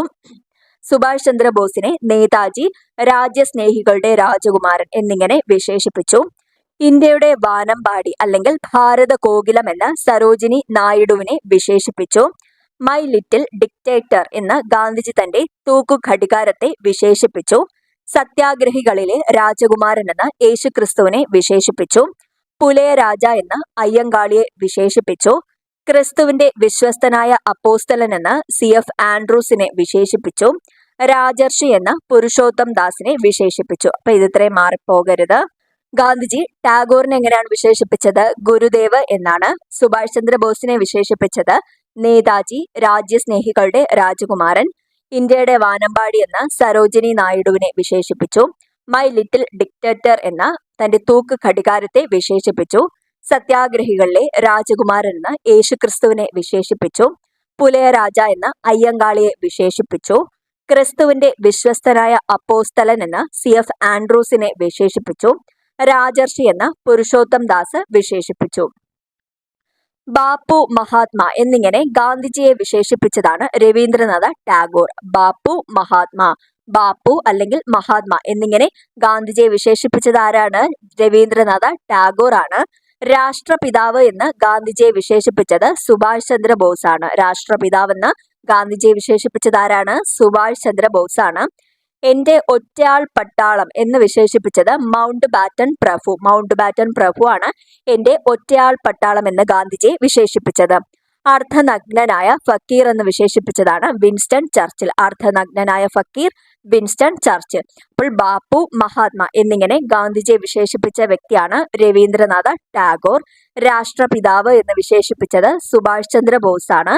എന്റെ ഒറ്റയാൾ പട്ടാളം എന്ന് ഗാന്ധിജിയെ വിശേഷിപ്പിച്ചത് മൗണ്ട് ബാറ്റൺ പ്രഭു ആണ്. അർദ്ധനഗ്നനായ ഫക്കീർ എന്ന് വിശേഷിപ്പിച്ചത് വിൻസ്റ്റൺ ചർച്ചിലാണ്. അടുത്തത് ഗാന്ധിജിയുടെ പേരിൽ അറിയപ്പെടുന്ന പ്രമുഖരെ നോക്കാം. ഇതിൽ 2-3 ഇമ്പോർട്ടന്റ് ആണ്, ബാക്കിയൊക്കെ അറിഞ്ഞിരിക്കുക. കേരള ഗാന്ധി എന്നറിയപ്പെടുന്നത് K കേളപ്പനാണ്. മയ്യഴി ഗാന്ധി എന്നറിയപ്പെടുന്നത് IK കുമാരൻ മാസ്റ്റർ. ഡൽഹി ഗാന്ധി എന്നറിയപ്പെടുന്നത് C കൃഷ്ണൻ നായർ. ബീഹാർ ഗാന്ധി എന്നറിയപ്പെടുന്നത് ഡോക്ടർ രാജേന്ദ്ര പ്രസാദ്. അതിർത്തി ഗാന്ധി എന്നറിയപ്പെടുന്നത് ഖാൻ അബ്ദുൾ ഗാഫർ ഖാൻ. ആധുനിക ഗാന്ധി എന്നറിയപ്പെടുന്നത് ബാബ ആംതെ. ശ്രീലങ്കൻ ഗാന്ധി എന്നറിയപ്പെടുന്നത് AT അരിയാരത്നെ. ബർമീസ് ഗാന്ധി എന്നറിയപ്പെടുന്നത് Aung San Suu Kyi. Kenyan Gandhi എന്നറിയപ്പെടുന്നത് ജോമോ കെനിയാത്ത. ഇന്തോനേഷ്യൻ ഗാന്ധി എന്നറിയപ്പെടുന്നത് Ahmed Sukarno. African Gandhi Kenneth Kaunda. ദക്ഷിണാഫ്രിക്കൻ Gandhi Nelson Mandela. American Gandhi Martin Luther King, Tanzanian Gandhi Julius Nyerere, Ghana Gandhi Kwame Nkrumah, Kosovan Gandhi Ibrahim Rugova, German Gandhi Gerald Fischer, Japanese ഗാന്ധിയാണ് Kagawa Toyohiko. അപ്പൊ ഇത്ര ഒരിക്കൽ കൂടെ നോക്കാം. Kerala Gandhi K Kelappan, Mayyazhi Gandhi IK Kumaran master, Delhi Gandhi C Krishnan Nair, Bihar Gandhi doctor Rajendra Prasad, അതിർത്തി ഗാന്ധി ഖാൻ അബ്ദുൾ ഗാഫർ ഖാൻ, ആധുനിക Gandhi Baba Amte, Sri Lankan Gandhi AT Ariyaratne, Burmese Gandhi Aung San Suu Kyi, Kenyan Gandhi Jomo Kenyatta, Indonesian Gandhi Ahmed Sukarno, African Gandhi Kenneth Kaunda, ദക്ഷിണാഫ്രിക്കൻ Gandhi Nelson Mandela, American Gandhi Martin Luther King, Tanzanian Gandhi Julius Nyerere, Ghana Gandhi Kwame Nkrumah, Kosovan Gandhi Ibrahim Rugova, German Gandhi Gerald Fischer, Japanese Gandhi Kagawa Toyohiko. അടുത്തത് ഗാന്ധിജിയുടെ പ്രധാന ഉദ്ധരണികൾ നോക്കാം.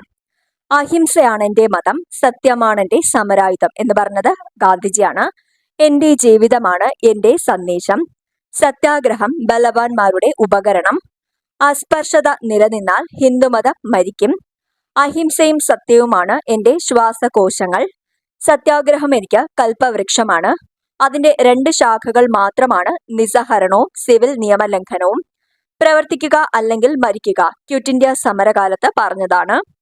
തകർന്നുകൊണ്ടിരിക്കുന്ന ബാങ്കിന്റെ പിൻ തീയതി വച്ച check എന്ന് പറഞ്ഞത് ക്രിപ്സ് മിഷനെ കുറിച്ചാണ്. ഞാൻ മുട്ടുകുത്തി നിന്നുകൊണ്ട് അങ്ങയോട് അപ്പം ചോദിച്ചു, എന്നാൽ കല്ലാണ് അങ്ങ് എറിഞ്ഞു തന്നത്. സിവിൽ നിയമലംഘന സമയത്ത് വൈസ്രോയ്ക്ക് എഴുതിയ കത്തിലാണ് ഇങ്ങനെ പരാമർശിച്ചത്. ഒന്നുകിൽ ആവശ്യപ്പെട്ട കാര്യം നിർവഹിച്ച് ഞാൻ മടങ്ങും, അല്ലെങ്കിൽ എന്റെ മൃതശരീരം അറബിക്കടലിൽ ഒഴുകുന്നത് കാണാം. ദണ്ഡി യാത്രാ സമയത്താണ് പറഞ്ഞത്. ഞാൻ പോയാൽ അദ്ദേഹം എന്റെ ഭാഷ സംസാരിക്കും എന്ന് എനിക്ക് അറിയാം എന്ന് നെഹ്റുവിനെ ഉദ്ദേശിച്ചാണ് പറഞ്ഞത്. അപ്പൊ ഇത്ര ഒരിക്കൽ കൂടെ നോക്കാം. പ്രധാന ഉദ്ധരണികളാണ്: അഹിംസയാണ് എൻ്റെ മതം, സത്യമാണ് എൻ്റെ സമരായുധം, എൻ്റെ ജീവിതമാണ് എൻ്റെ സന്ദേശം, സത്യാഗ്രഹം ബലവാന്മാരുടെ ഉപകരണം, അസ്പർശത നിലനിന്നാൽ ഹിന്ദുമതം മരിക്കും, അഹിംസയും സത്യവുമാണ് എൻ്റെ ശ്വാസകോശങ്ങൾ, സത്യാഗ്രഹം എനിക്ക് കൽപ്പവൃക്ഷമാണ്, അതിന്റെ 2 ശാഖകൾ മാത്രമാണ് നിസ്സഹരണവും സിവിൽ നിയമലംഘനവും, പ്രവർത്തിക്കുക അല്ലെങ്കിൽ മരിക്കുക ക്വിറ്റ് ഇന്ത്യ സമരകാലത്ത്, തകർന്നുകൊണ്ടിരിക്കുന്ന ബാങ്കിന്റെ പിൻ തീയതി വച്ച ചെക്ക് ക്രിപ്സ് മിഷനെ കുറിച്ചാണ്, ഞാൻ മുട്ടുകുത്തി നിന്നുകൊണ്ട് അങ്ങയോട് അപ്പം ചോദിച്ചു, എന്നാൽ കല്ലാണ് അങ്ങ് എറിഞ്ഞു തന്നത്. സിവിൽ നിയമലംഘന സമയത്ത് വൈസ്രോയ്ക്ക് എഴുതിയ കത്തിലാണ് ഇങ്ങനെ പറഞ്ഞത്. ഒന്നുകിൽ ആവശ്യപ്പെട്ട കാര്യം നിർവഹിച്ച് ഞാൻ മടങ്ങും, അല്ലെങ്കിൽ എന്റെ മൃതശരീരം അറബിക്കടലിൽ ഒഴുകുന്നത് കാണാം. ദണ്ഡിയാത്ര സമയത്ത് ഞാൻ പോയാൽ അദ്ദേഹം എന്റെ ഭാഷ സംസാരിക്കും എന്ന് എനിക്കറിയാം. നെഹ്റുവിനെ ഉദ്ദേശിച്ചാണ് പറഞ്ഞത്. അടുത്തത് ഗാന്ധിജിയെ കുറിച്ചുള്ള കൃതികൾ ഏതൊക്കെയാണെന്ന് നോക്കാം. ദ ലൈഫ് ഓഫ് മഹാത്മ എന്ന കൃതി രചിച്ചത് ലൂയിസ് ഫിഷർ ആണ്. ദ ലൈഫ് ഓഫ് മഹാത്മ എന്ന കൃതി രചിച്ചത്. ദ ലൈഫ് ഓഫ് മഹാത്മ ആരാണ് രചിച്ചത്? ലൂയിസ് ഫിഷർ ആണ്. Day to day with Gandhi. Day to day with Gandhi ആരാണ് എഴുതിയത്? മഹാദേവ ദേശായിയുടെ ഒരു കൃതിയാണ് day to day with Gandhi. In search of Gandhi. In search of Gandhi ആരാണ് എഴുതിയത്? Richard Attenborough. റിച്ചാർഡ് ആറ്റൻബറോ ആണ് ഇൻ സെർച്ച് ഓഫ് ഗാന്ധി എന്ന കൃതി എഴുതിയത്. Waiting for Mahatma. Waiting for Mahatma ആരാണ് എഴുതിയത്? RK നാരായണനാണ് വെയിറ്റിംഗ് ഫോർ മഹാത്മ എന്ന കൃതി രചിച്ചത്. അടുത്തത് at the feet of Gandhi. At the feet of Gandhi ആരാണ് രചിച്ചത്?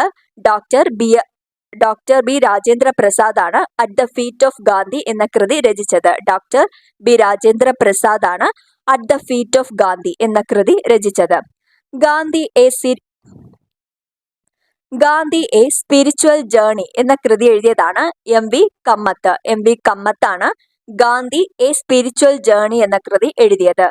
Gandhi versus Lenin. Gandhi versus Lenin ആരാണ് എഴുതിയത്? SA ഡാങ്കെ. SA ഡാങ്കെ ആണ് ഗാന്ധി വേഴ്സസ് ലെനിൻ എന്ന കൃതി എഴുതിയത്. അപ്പൊ അതൊരിക്കൽ കൂടെ പറയാണ്. The life of Mahatma. The life of Mahatma ആരാണ് എഴുതിയത്? ലൂയിസ് ഫിഷർ ആണ് ദ ലൈഫ് ഓഫ് മഹാത്മ എന്ന കൃതി എഴുതിയത്. Day to day with Gandhi. Day to day with Gandhi ആരാണ്? മഹാദേവ ദേശായി ആണ് day to day with Gandhi. In search of Gandhi. In search of Gandhi ആരാണ്? റിച്ചാർഡ് ആറ്റൻബറോ ആണ് in search of Gandhi. Richard Attenborough in search of Gandhi. The life of Mahatma Gandhi Louis Fischer. Day to day with Gandhi Mahadev Desai. In search of Gandhi Richard Attenborough. Waiting for the Mahatma. Waiting for the Mahatma ആരാണ്? RK നാരായണനാണ് waiting for Mahatma എന്ന കൃതി എഴുതിയത്. Waiting for Mahatma RK Narayanan. At the feet of Gandhi. At the feet of Gandhi ആരാണ്? Doctor B Rajendra പ്രസാദിന്റെ കൃതിയാണ് at the feet of Gandhi. Gandhi a spiritual journey ആരാണ്? Gandhi a spiritual journey എഴുതിയത് MV കമ്മത്താണ് ഗാന്ധി എ സ്പിരിച്വൽ ജേർണി എഴുതിയത്. Gandhi versus Lenin. Gandhi versus Lenin ആരാണ് എഴുതിയത്? SA Dange ആണ് ഗാന്ധി വേഴ്സസ് ലെനിൻ എന്ന കൃതി എഴുതിയത്. A week with Gandhi. Gandhi and Stalin. ഈ രണ്ട് കൃതികളും രചിച്ചത് ലൂയിസ് ഫിഷർ ആണ്. ഏതൊക്കെ? A week with Gandhi, Gandhi and Stalin. I follow the Mahatma. I follow the Mahatma എഴുതിയത് KM മുൻഷിയാണ് എഴുതിയത്. I follow the Mahatma. Gandhi and anarchy in India. C Sankaran Nair ആണ് എഴുതിയത്. Gandhi and anarchy in India. Gandhi and anarchy in India ആരാണ്? C Sankaran Nair. Gandhi his life and thought. Gandhi his life and thought എഴുതിയത് JB കൃപലാനിയാണ്. Gandhi his life and thought ആരാണ് എഴുതിയത്? JB കൃപലാനിയാണ്. എന്റെ ഗുരുനാഥൻ എന്ന കവിത എഴുതിയത് വള്ളത്തോളാണ്. ഗാന്ധിയും ഗോഡ്സെയും എന്ന കവിത എഴുതിയത് NV കൃഷ്ണവാര്യറാണ്. ഗാന്ധി ജയന്തി എന്ന കവിത എഴുതിയത് സിസ്റ്റർ മേരി ബനീഞ്ഞയാണ് എഴുതിയത്. അപ്പൊ അതൊരിക്കൽ കൂടെ പറയാണ്. A week with Gandhi, Gandhi and Stalin എഴുതിയത് ലൂയിസ് ഫിഷർ ആണ്. ഐ ഫോളോ ദ മഹാത്മ എഴുതിയത് KM മുൻഷിയാണ്. Gandhi and anarchy in India എഴുതിയത് C Sankaran Nair. Gandhi his life and thought എഴുതിയത് JB കൃപലാനിയാണ്. എന്റെ ഗുരുനാഥൻ എന്ന കവിത വള്ളത്തോൾ. ഗാന്ധിയും ഗോഡ്സെയും എന്ന കവിത NV കൃഷ്ണവാര്യർ. ഗാന്ധി ജയന്തി എന്ന കവിത എഴുതിയത് സിസ്റ്റർ മേരി ബനീഞ്ഞയാണ്. അപ്പൊ ഇത് മാറിപ്പോകരുത്, ഒരിക്കൽ കൂടെ വായിക്കാം. ഗാന്ധിജിയെ കുറിച്ചുള്ള കൃതികളാണ് പറയുന്നത്. The life of Mahatma Gandhi Louis Fischer. Day to day with Gandhi Mahadev Desai. In search of Gandhi Richard Attenborough.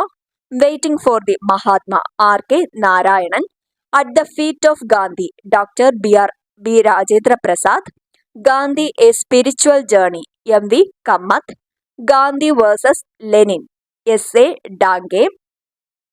A week with Gandhi, Gandhi and Stalin ഇത് രണ്ടുമാരാണ് Louis Fischer. I follow the Mahatma KM Munshi. Gandhi and anarchy in India C Sankaran Nair. Gandhi his life and thought JB Kripalani. എന്റെ ഗുരുനാഥൻ എന്ന കവിത വള്ളത്തോൾ. ഗാന്ധിയും ഗോഡ്സെയും എന്ന കവിത NV Krishna Warrier. Gandhi Jayanti എന്ന കവിത sister Mary ബനീഞ്ഞ. അടുത്തത് ഗാന്ധിജിയുടെ പ്രധാന ഗ്രന്ഥങ്ങളാണ് പറയുന്നത്. ഗാന്ധിജിയുടെ പ്രധാന ഗ്രന്ഥങ്ങളാണ് ഏതൊക്കെ? Hind Swaraj, my early life, Indian home rule, conquest of self, non violence in peace and war. ഇതൊക്കെയാണ് ഗാന്ധിജിയുടെ പ്രധാന ഗ്രന്ഥങ്ങളിൽ ഉൾപ്പെടുന്നത്. ഏതൊക്കെയാണ്? Hind Swaraj, my early life, Indian home rule, conquest of self, non violence in peace and war. ഏതൊക്കെയാണ്? Hind Swaraj, my early life, Indian home rule, conquest of self, non violence in peace and war. അടുത്തത് ഗാന്ധിജിയുടെ ആത്മകഥയായ എന്റെ സത്യാന്വേഷണ പരീക്ഷകൾ the story of my experience with truth Navajeevan trust 1927 പ്രസിദ്ധീകരിച്ചു. അപ്പോൾ ഗാന്ധിജിയുടെ ആത്മകഥയാണ് ഇത് എന്റെ സത്യാന്വേഷണ പരീക്ഷണ കഥകൾ. അത് നവജീവൻ ട്രസ്റ്റ് 1927 പ്രസിദ്ധീകരിക്കുന്നുണ്ട്. 1869 മുതൽ 1921 വരെയുള്ള കാലഘട്ടമാണ് ഇതിൽ പ്രതിപാദിക്കുന്നത്. എന്റെ സത്യാന്വേഷണ പരീക്ഷണ കഥകൾ എന്നതിൽ എത്രയാണ് കാലഘട്ടം കൊടുത്തിരിക്കുന്നത്? 1869 മുതൽ 1921 വരെയുള്ള കാലഘട്ടമാണ് ഇതിൽ പ്രതിപാദിച്ചിരിക്കുന്നത്. ഗുജറാത്തി ഭാഷയിലാണ് ഗാന്ധിജി തന്റെ ആത്മകഥ രചിച്ചിരിക്കുന്നത്. അപ്പൊ എന്റെ സത്യാന്വേഷണ പരീക്ഷണ കഥകൾ എന്ന ആത്മകഥ ഏത് ഭാഷയിലാണ്? ഗുജറാത്തി ഭാഷയിലാണ് രചിച്ചിട്ടുള്ളത്. ഗുജറാത്തി ഭാഷയിൽ ഈ കൃതിയുടെ പേര് സത്യാനോ പ്രയാഗോ എന്നാണ് ഗുജറാത്തി ഭാഷയിൽ ഈ കൃതിയുടെ പേര് വരുന്നത്? എന്താണ്? സത്യാന പ്രയാഗോ. ഇതിന്റെ ഇംഗ്ലീഷ് വിവർത്തനം നടത്തിയത് ഗാന്ധിജിയുടെ the story of my experience with truth നടത്തിയത് ഗാന്ധിജിയുടെ പേഴ്സണൽ സെക്രട്ടറിയായ മഹാദേവ ദേശായി ആണ്. ഇതിന്റെ ഇംഗ്ലീഷ് വിവർത്തനം എഴുതിയത് ആരാണ്? മഹാദേവ ദേശായി ആണ്. എന്റെ സത്യാന്വേഷണ പരീക്ഷണ കഥകൾ എന്നതിന്റെ ഇംഗ്ലീഷ് വിവർത്തനം ചെയ്തത് മഹാദേവ ദേശായി ആണ്. ഗാന്ധിജി തന്റെ ആത്മകഥയിൽ പരാമർശിക്കുന്ന ഒരേ ഒരു മലയാളിയാണ് JP പിള്ള. JP പിള്ളയാണ് ഗാന്ധിജിയുടെ ആത്മകഥയിൽ പരാമർശിക്കുന്ന ഒരേ ഒരു മലയാളി. അപ്പോൾ ഗാന്ധിജിയുടെ ആത്മകഥയാണ് ഏത്? എന്റെ സത്യാന്വേഷണ പരീക്ഷണ കഥകൾ. അത് 1927 നവജീവൻ ട്രസ്റ്റ് പ്രസിദ്ധീകരിക്കുന്നുണ്ട്. 1869 മുതൽ 1921 വരെയുള്ള കാലഘട്ടമാണ് ഇതിൽ പ്രതിപാദിക്കുന്നത്. ഗുജറാത്തി ഭാഷയിലാണ് ഗാന്ധിജി ഇത് രചിച്ചത്. ഗുജറാത്തി ഭാഷയിൽ ഈ കൃതിയുടെ പേരാണെന്ത്? സത്യാന പ്രയാഗോ. ഇതിന്റെ ഇംഗ്ലീഷ് വിവർത്തനം എഴുതിയത് ആരാണ്? ഗാന്ധിജിയുടെ പ്രൈവറ്റ് സെക്രട്ടറി ആയിരുന്ന മഹാദേവ ദേശായി ആണ്. ഗാന്ധിജി തന്റെ ആത്മകഥയിൽ പരാമർശിക്കുന്ന ഒരേ ഒരു മലയാളി ആരാണ്? JP പിള്ള. ബാരിസ്റ്റർ JP പിള്ളയാണ്. റിച്ചാർഡ് അറ്റൻബറോയുടെ ഇൻ സെർച്ച് ഓഫ് ഗാന്ധി എന്ന ജീവചരിത്ര ഗ്രന്ഥത്തെ ആസ്പദമാക്കി അദ്ദേഹം തന്നെ സംവിധാനവും നിർവഹണവും വഹിച്ച് 1982 പുറത്തിറങ്ങിയ ഇംഗ്ലീഷ് ചിത്രമാണേത്? ഗാന്ധി. ഗാന്ധിയാണ് ചിത്രത്തിന്റെ പേര്. ഏറ്റവും നല്ല ചിത്രം, സംവിധായകൻ, നടൻ എന്നിവ ഉൾപ്പെടുന്ന 8 ഓസ്കാറുകൾ നേടിയ ചിത്രമാണ് ഗാന്ധി. കൂടാതെ 5 ബ്രിട്ടീഷ് അക്കാദമി ഫിലിം അവാർഡുകൾ ഉൾപ്പെടെ ഒട്ടേറെ അവാർഡുകൾ വാരിക്കൂട്ടിയ ഒരു ചിത്രമാണ് ഗാന്ധി. പണ്ഡിറ്റ് രവിശങ്കർ ആണ് സംഗീത സംവിധായകൻ. അപ്പോൾ റിച്ചാർഡ് അറ്റൻബറോയുടെ ഇൻ സെർച്ച് ഓഫ് ഗാന്ധി എന്ന ജീവചരിത്ര ഗ്രന്ഥത്തെ ആസ്പദമാക്കി അദ്ദേഹം തന്നെ സംവിധാനവും നിർവഹണവും വഹിച്ച ഒരു സിനിമയാണേത്? ഗാന്ധി. അതായത് ഇംഗ്ലീഷ് ചിത്രമാണ്. 1982 പുറത്തിറങ്ങുന്നത്. ഏറ്റവും നല്ല ചിത്രം, സംവിധായകൻ, നടൻ തുടങ്ങിയ 8 ഓസ്കാറുകളാണ് ഈ ചിത്രം നേടിയത്. കൂടാതെ 5 ബ്രിട്ടീഷ് അക്കാദമി ഫിലിം അവാർഡുകൾ ഉൾപ്പെടെ ഒട്ടേറെ അവാർഡുകൾ വാരിക്കൂട്ടിയ ചിത്രമാണേത്? ഗാന്ധി. പണ്ഡിറ്റ് രവിശങ്കർ ആണ് സംഗീത സംവിധായകൻ. ഇനി മറ്റു വസ്തുതകൾ നോക്കാം. ഗാന്ധിജി തന്റെ അമ്മ എന്ന് വിശേഷിപ്പിച്ചത് ഭഗവത്ഗീതയാണ്. ഗാന്ധിജി തന്റെ അമ്മ എന്ന് ആരെയാണ് വിശേഷിപ്പിച്ചത്? ഭഗവത്ഗീതയാണ് വിശേഷിപ്പിച്ചത്. സമൂഹ പുനർനിർമ്മാണം എന്ന ആശയം ഗാന്ധിജിയുടേതാണ്. ഗാന്ധിജിയുടെ ഒരു ആശയമാണേത്?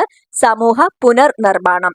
ജോൺ റസ്ക് എഴുതിയ അൺടു ദ ലാസ്റ്റ്, ഹെൻറി തോറയുടെ സിവിൽ ഡിസൊബീഡിയൻസ് എന്നീ പുസ്തകങ്ങളാണ് അക്രമരഹിത സമരം നടത്താൻ ഗാന്ധിജിക്ക് പ്രേരണയായത്. അപ്പോൾ ഗാന്ധിജിക്ക് അക്രമരഹിത സമരം നടത്താൻ പ്രേരണയായ പുസ്തകങ്ങൾ ഏതൊക്കെയാണെന്ന് ചോദിച്ചാൽ ജോൺ റസ്കിന്റെ അൺടു ദി ലാസ്റ്റും ഹെൻറി തോറയുടെ സിവിൽ ഡിസൊബീഡിയൻസ് എന്നീ പുസ്തകങ്ങളാണ്. ഗാന്ധിജിയെ ഏറെ സ്വാധീനിച്ച കൃതി ജോൺ റസ്കിന്റെ അൺടു ദ ലാസ്റ്റ് ആണ്. അപ്പൊ ഗാന്ധിജി ഏറെ സ്വാധീനിച്ചത് ഏതാണ്? ജോൺ റസ്കിന്റെ അൺടു ദ ലാസ്റ്റ് ആണ്. ഈ പുസ്തകം വായിച്ചതിന് ശേഷമാണ് ഗാന്ധിജി ഫീനിക്സ് സെറ്റിൽമെന്റ് ദക്ഷിണാഫ്രിക്കയിൽ സ്ഥാപിക്കുന്നത്. അപ്പോൾ ഒരിക്കൽ കൂടെ പറയാം, ഗാന്ധിജി തന്റെ അമ്മയെന്ന് വിശേഷിപ്പിച്ചത് ആരെയാണ്? ഭഗവത്ഗീതയാണ്.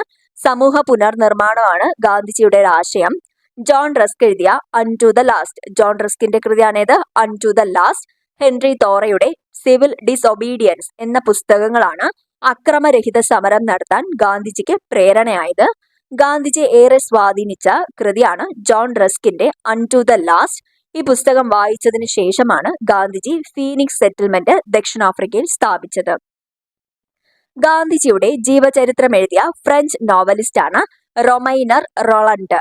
റൊമൈനർ റൊളണ്ട് ആണ് ഗാന്ധിജിയുടെ ജീവചരിത്രം എഴുതിയ ഫ്രഞ്ച് നോവലിസ്റ്റ്. ഗാന്ധിജിയുടെ ജീവചരിത്രം എഴുതിയ ഫ്രഞ്ച് നോവലിസ്റ്റ് ആണ് ആര്? റൊമൈനർ റൊളണ്ട്. ഗാന്ധിജിയെ ഏറെ സ്വാധീനിച്ച ടോൾസ്റ്റോയ് കൃതികളാണ് ദൈവരാജ്യം നിങ്ങൾക്കുള്ളത് തന്നെ, the kingdom of God is within you. ഗാന്ധിജിയെ ഏറെ സ്വാധീനിച്ച ടോൾസ്റ്റോയ് കൃതി ഏതാണ്? ദൈവരാജ്യം നിങ്ങൾക്കുള്ളത് തന്നെ. ഗാന്ധിജിയുടെ ഇഷ്ടഗാനം അഥവാ പ്രാർത്ഥനാ ഗാനമാണ് വൈഷ്ണവ ജനതോ. രചയിതാവ് നരസിംഹ മേത്തയാണ്. അപ്പോൾ ഗാന്ധിജിയുടെ ഇഷ്ടഗാനം അല്ലെങ്കിൽ പ്രാർത്ഥനാ ഗാനം ഏതാണ്? വൈഷ്ണവ ജനതോ. രചയിതാവ് നരസിംഹ മേത്തയാണ്. ദണ്ഡിയാത്രയിൽ ആലപിച്ച ഭജനയാണ് രഘുപതി രാഘവ രാജാറാം. സംഗീതം ചെയ്തത് വിഷ്ണു ദിഗംബർ പുലുസ്കർ ആണ്. വിഷ്ണു ദിഗംബർ പുലുസ്കർ ആണ് രഘുപതി രാഘവ രാജാറാം എന്നതിന് സംഗീതം നൽകിയത്. ജോൺ റസ്കിന്റെ അൺടു ദ ലാസ്റ്റ് എന്ന പുസ്തകം സർവോദയ എന്ന പേരിൽ ഗാന്ധിജി ഗുജറാത്തി ഭാഷയിലേക്ക് പരിഭാഷപ്പെടുത്തിയിട്ടുണ്ട്. അപ്പോൾ ജോൺ റസ്കിന്റെ കൃതിയാണ് ഇത്? Unto the last. ഗാന്ധിജിയെ ഏറെ സ്വാധീനിച്ച ഒരു പുസ്തകമാണ് ഇത്, ജോൺ റസ്കിന്റെ അൺടു ദ ലാസ്റ്റ്. അപ്പൊ ആ പുസ്തകം സർവോദയ എന്ന പേരിൽ ഗാന്ധിജി ഗുജറാത്തി ഭാഷയിൽ പരിഭാഷപ്പെടുത്തിയിട്ടുണ്ട്. അപ്പൊ ഇത്രയും ഒരിക്കൽ കൂടെ പറയാം. ഗാന്ധിജിയുടെ ജീവചരിത്രം എഴുതിയ ഫ്രഞ്ച് നോവലിസ്റ്റ് ആരാണ്? റൊമൈനർ റോളണ്ട്. ഗാന്ധിജിയെ ഏറെ സ്വാധീനിച്ച ടോൾസ്റ്റോയ് കൃതിയാണ് ദൈവരാജ്യം നിങ്ങൾക്കുള്ളത് തന്നെ. ഗാന്ധിജിയുടെ ഇഷ്ടഗാനം അല്ലെങ്കിൽ പ്രാർത്ഥനാ ഗാനമാണ് വൈഷ്ണവ ജനതോ. രചയിതാവാണ് നരസിംഹ മേത്ത. ദണ്ഡിയാത്രയിൽ ആലപിച്ച ഭജനയാണ് രഘുപതി രാഘവ രാജാറാം. സംഗീതം ചെയ്തത് വിഷ്ണു ദിഗംബർ പുലിസ്കർ ആണ്. ജോൺ റസ്കിന്റെ അൺടു ദ ലാസ്റ്റ് എന്ന പുസ്തകം സർവോദയ എന്ന പേരിൽ ഗാന്ധിജി ഗുജറാത്തി ഭാഷയിൽ പരിഭാഷപ്പെടുത്തി. എന്റെ ജീവിതത്തെ പ്രായോഗിക തലത്തിൽ ദ്രുതഗതിയിൽ മാറ്റിത്തീർത്ത പുസ്തകം എന്ന് ഗാന്ധിജി വിശേഷിപ്പിച്ച പുസ്തകമാണേത്, അൺടു ദി ലാസ്റ്റ്. അപ്പോൾ ഈ ടെക്സ്റ്റ് ഓർത്തു വച്ചിരിക്കുക. അൺടു ദ ലാസ്റ്റിന്റെ രചയിതാവാരാണ്? ജോൺ റസ്കിന്റെ കൃതിയാണ് അൺടു ദ ലാസ്റ്റ്. അപ്പൊ എന്റെ ജീവിതത്തെ പ്രായോഗിക തലത്തിൽ ദ്രുതഗതിയിൽ മാറ്റിത്തീർത്ത പുസ്തകമെന്ന് ഗാന്ധിജി വിശേഷിപ്പിച്ച പുസ്തകമാണ് ജോൺ റസ്കിന്റെ അൺടു ദി ലാസ്റ്റ്. ഭഗവത്ഗീതയ്ക്ക് ഗാന്ധിജി രചിച്ച വ്യാഖ്യാനമാണ് അനാസക്തി യോഗം. അപ്പോൾ അനാസക്തി യോഗം എന്നാണ് ഭഗവത്ഗീതയ്ക്ക് ഗാന്ധിജി രചിച്ച വ്യാഖ്യാനം.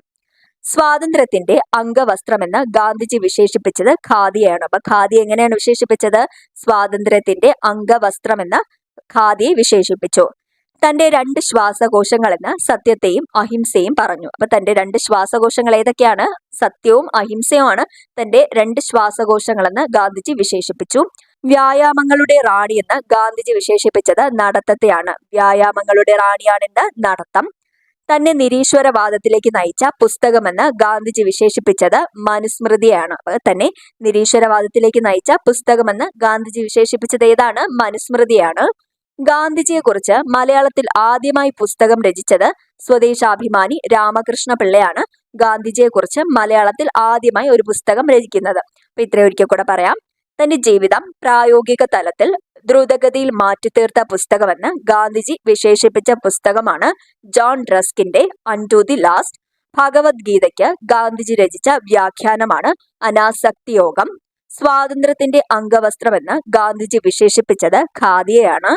തന്റെ 2 ശ്വാസകോശങ്ങളെന്ന് സത്യത്തെയും അഹിംസയും പറഞ്ഞു. വ്യായാമങ്ങളുടെ റാണി എന്ന് ഗാന്ധിജി വിശേഷിപ്പിച്ചത് നടത്തത്തെയാണ്. തന്നെ നിരീശ്വരവാദത്തിലേക്ക് നയിച്ച പുസ്തകമെന്ന് ഗാന്ധിജി വിശേഷിപ്പിച്ചത് മനുസ്മൃതിയാണ്. ഗാന്ധിജിയെക്കുറിച്ച് മലയാളത്തിൽ ആദ്യമായി പുസ്തകം രചിച്ചത് സ്വദേശാഭിമാനി രാമകൃഷ്ണ പിള്ളയാണ്. ഗാന്ധിജിയുടെ ചിതാഭസ്മത്തിന്റെ ഒരു ഭാഗം കേരളത്തിലെ തിരുനാവയിൽ വച്ച് ഭാരതപ്പുഴയിൽ നിമജ്ജനം ചെയ്തിട്ടുണ്ട്.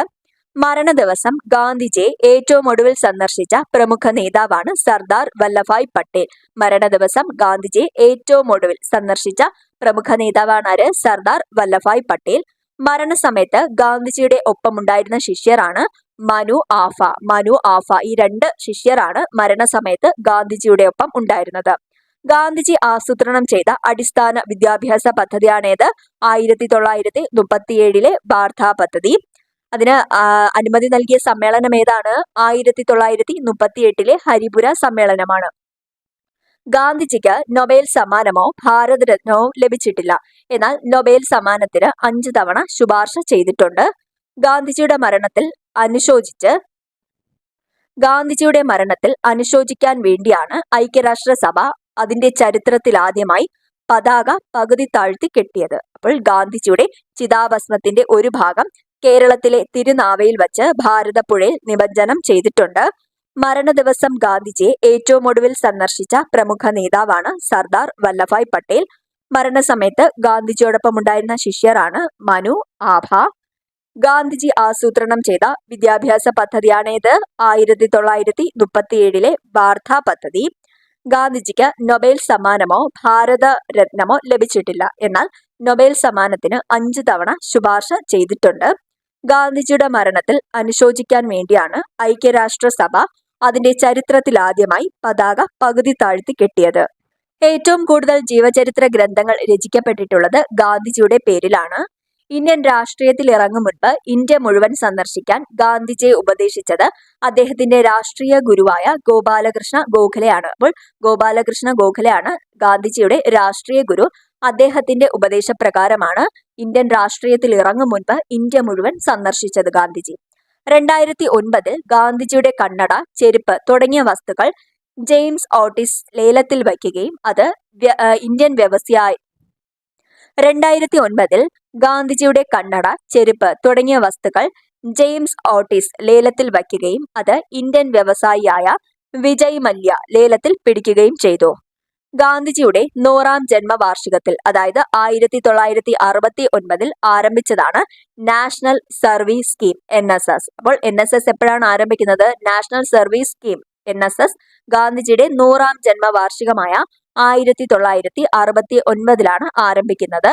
സ്വാതന്ത്ര്യാനന്തരം കോൺഗ്രസിനെ ലോക് സേവക് സംഘ് എന്ന് മാറ്റാനാണ് ഗാന്ധിജി നിർദ്ദേശിച്ചത്. സ്വാതന്ത്ര്യാനന്തരം കോൺഗ്രസിനെ എന്താക്കി മാറ്റണം? ലോക് സേവക് സംഘ് എന്ന് ആക്കി മാറ്റണമെന്ന് ഗാന്ധിജി നിർദ്ദേശിച്ചു. 1920 ബാലഗംഗാധര തിലകിന്റെ മരണശേഷമാണ് ഗാന്ധിജി കോൺഗ്രസിന്റെ പ്രധാന നേതാവാകുന്നത്. അപ്പോൾ 1920 ബാലഗംഗാധര തിലകിന്റെ മരണശേഷമാണ് ഗാന്ധിജി കോൺഗ്രസിന്റെ പ്രധാന നേതാവാകുന്നത്. അപ്പൊ ഇത്ര ഒരിക്കൽ കൂടെ പറയുന്നു. ഏറ്റവും കൂടുതൽ ജീവചരിത്ര ഗ്രന്ഥങ്ങൾ രചിക്കപ്പെട്ടിട്ടുള്ളത് ഗാന്ധിജിയുടെ പേരിലാണ്.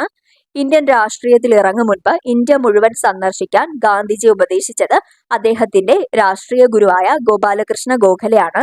2009 ഗാന്ധിജിയുടെ കണ്ണട, ചെരുപ്പ് തുടങ്ങിയ വസ്തുക്കൾ ജെയിംസ് ഓട്ടിസ് ലേലത്തിൽ വയ്ക്കുകയും അത് ഇന്ത്യൻ വ്യവസായിയായ വിജയ് മല്യ ലേലത്തിൽ പിടിക്കുകയും ചെയ്തു.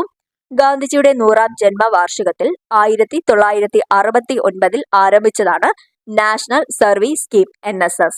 സ്വാതന്ത്ര്യാനന്തരം കോൺഗ്രസിനെ ലോക് സേവക് സംഘ് എന്ന് മാറ്റാനാണ് ഗാന്ധിജി നിർദ്ദേശിച്ചത്. 1920 ബാലഗംഗാധര തിലകിന്റെ മരണശേഷമാണ് ഗാന്ധിജി കോൺഗ്രസിന്റെ പ്രധാന നേതാവാകുന്നത്. മഹാത്മാഗാന്ധി ബാപ്പുജി എന്ന് വിളിക്കപ്പെടുമ്പോൾ ബാബുജി എന്ന് വിളിക്കപ്പെടുന്നത് ജഗജീവൻ റാമാണ് ബാബുജി എന്ന പേരിൽ അറിയപ്പെടുന്നത്. ബാപ്പുജി ആരാണ്? മഹാത്മാഗാന്ധി. മഹാത്മാഗാന്ധി ബാപ്പുജി എന്ന് വിളിക്കപ്പെടുമ്പോൾ ബാബുജി എന്ന് വിളിക്കപ്പെടുന്നതാണ് ജഗജീവൻ റാം. ഗാന്ധിജിയുടെ 125ാം ജന്മവാർഷികമായ 1995 മുതലാണ് ഭാരത സർക്കാർ അന്തർദേശീയ ഗാന്ധി സമാധാന പുരസ്കാരം നൽകി തുടങ്ങുന്നത്. 1 കോടി രൂപയുടെ പ്രശസ്തി പത്രവും ഫലകവും അടങ്ങുന്നതാണ് പുരസ്കാരം. ആദ്യ ജേതാവ് ജൂലിയസ് നരേര, ടാൻസാനിയ. അവസാന ജേതാവ് 2020 ഷെയ്ഖ് മുജീബുർ റഹ്മാനുമാണ് ലഭിച്ചത്. അപ്പോൾ ഗാന്ധിജിയുടെ 125ാം ജന്മവാർഷികമാണ് 1995. അന്ന് മുതലാണ് ഭാരത സർക്കാർ അന്തർദേശീയ ഗാന്ധി സമാധാന പുരസ്കാരം നൽകി തുടങ്ങുന്നത്. 1 കോടി രൂപയും പ്രശസ്തി പത്രവും ഫലകവും അടങ്ങുന്നതാണ് പുരസ്കാരം. ആദ്യ ജേതാവ് ആരായിരുന്നു? ജൂലിയസ് നരേര ആയിരുന്നു. ടാൻസാനിയക്കാരനായ ജൂലിയസ് നരേരയാണ്. അവസാനം ഇത് കൊടുത്തത് 2020 അതിൽ അവസാന ജേതാവാണ് ഷെയ്ഖ് മുജീബുർ റഹ്മാൻ. ഹിന്ദു സംസ്കാരത്തെ വിമർശിക്കുന്ന മദർ ഇന്ത്യ മഹാത്മാഗാന്ധിയുടെ വിമർശനത്തിനിടയാക്കിയ കൃതിയാണ്. അമേരിക്കക്കാരിയായ കാതറിൻ മേയോ ആണ് ഈ കൃതിയുടെ രചയിതാവ്. അഴുക്കുചാൽ പരിശോധനയുടെ റിപ്പോർട്ട് എന്ന് ഗാന്ധിജി പരാമർശിച്ച പുസ്തകമാണ് കാതറിൻ മേയോയുടെ മദർ ഇന്ത്യ എന്ന പുസ്തകം. അപ്പോൾ മഹാത്മാഗാന്ധി ബാപ്പുജി എന്ന് വിളിക്കപ്പെടുമ്പോൾ ബാബുജി എന്ന് വിളിക്കപ്പെട്ടത് ആരാണ്? ജഗജീവൻ റാമാണ്. ഗാന്ധിജിയുടെ 125ാം ജന്മവാർഷികം, അതായത് 1995 മുതൽ ഭാരത സർക്കാർ അന്തർദേശീയ ഗാന്ധി സമാധാന പുരസ്കാരം നൽകി തുടങ്ങി. 1 കോടി രൂപയും പ്രശസ്തി പത്രവും ഫലകവും അടങ്ങുന്നതാണ് പുരസ്കാരം. ആദ്യ ജേതാവ് ജൂലിയസ് നരേരയും അവസാന ജേതാവ് 2020 ഷെയ്ഖ് മുജീബുർ റഹ്മാനുമാണ്. ഹിന്ദു സംസ്കാരത്തെ വിമർശിക്കുന്ന മദർ ഇന്ത്യ മഹാത്മാഗാന്ധിയുടെ വിമർശനത്തിനിടയാക്കിയ കൃതിയാണ്. അമേരിക്കക്കാരിയായ കാതറിൻ മേയോ ആണ് ഈ കൃതിയുടെ രചയിതാവ്. അഴുക്കുചാൽ പരിശോധനയുടെ റിപ്പോർട്ട് എന്ന് ഗാന്ധിജി പരാമർശിച്ച പുസ്തകമാണ് കാതറിൻ മേയോയുടെ മദർ ഇന്ത്യ. 1996 മുതലാണ് ഗാന്ധി സീരീസിലുള്ള കറൻസി നോട്ടുകൾ ഇന്ത്യ പുറത്തിറക്കിയത്. അപ്പോൾ ഗാന്ധി സീരീസിലുള്ള കറൻസി നോട്ടുകൾ ഇന്ത്യ പുറത്തിറങ്ങിയത് എപ്പോൾ മുതലാണ്? 1996 മുതലാണ്. ഗാന്ധിജിയുടെ ചിത്രമുള്ള തപാൽ സ്റ്റാമ്പ് ഇന്ത്യ ആദ്യമായി പുറത്തിറക്കിയത് 1948 ഓഗസ്റ്റ് 15 ഗാന്ധിജിയുടെ ചിത്രമുള്ള തപാൽ സ്റ്റാമ്പ് ഇന്ത്യ ആദ്യമായി പുറത്തിറക്കിയത്. ലോകത്തിലെ ഏറ്റവും കൂടുതൽ രാജ്യങ്ങളുടെ തപാൽ സ്റ്റാമ്പിൽ പ്രത്യക്ഷപ്പെട്ട വ്യക്തിയാണ് മഹാത്മാ ഗാന്ധി. ജീവിച്ചിരിക്കെ ലണ്ടനിൽ മാഡം തുസോസ് മ്യൂസിയത്തിൽ മെഴുക് പ്രതിമ സ്ഥാപിക്കപ്പെട്ട ആദ്യത്തെ ഭാരതീയൻ ഗാന്ധിജിയാണ്. ദ മേക്കിംഗ് ഓഫ് മഹാത്മ എന്ന സിനിമയുടെ സംവിധായകൻ ശ്യാം ബെനഗലാണ്. തിരുക്കൊച്ചി സർക്കാർ ഗാന്ധി മെമ്മോറിയൽ പണികഴിപ്പിച്ചത് കന്യാകുമാരിയിലാണ്. ഗാന്ധിഗ്രാം മധുരയിലും ഗാന്ധി ശിക്ഷൻ ഭവൻ മുംബൈയിലുമാണ്. അപ്പോൾ 1996 മുതലാണ് ഗാന്ധി സീരീസിലുള്ള കറൻസി നോട്ടുകൾ ഇന്ത്യ പുറത്തിറക്കുന്നത്. ഏത് വർഷം? 1996. ഗാന്ധിജിയുടെ ചിത്രമുള്ള തപാൽ സ്റ്റാമ്പ് ഇന്ത്യ ആദ്യമായി പുറത്തിറക്കിയത് എപ്പോഴാണ്? 1948 ഓഗസ്റ്റ് 15.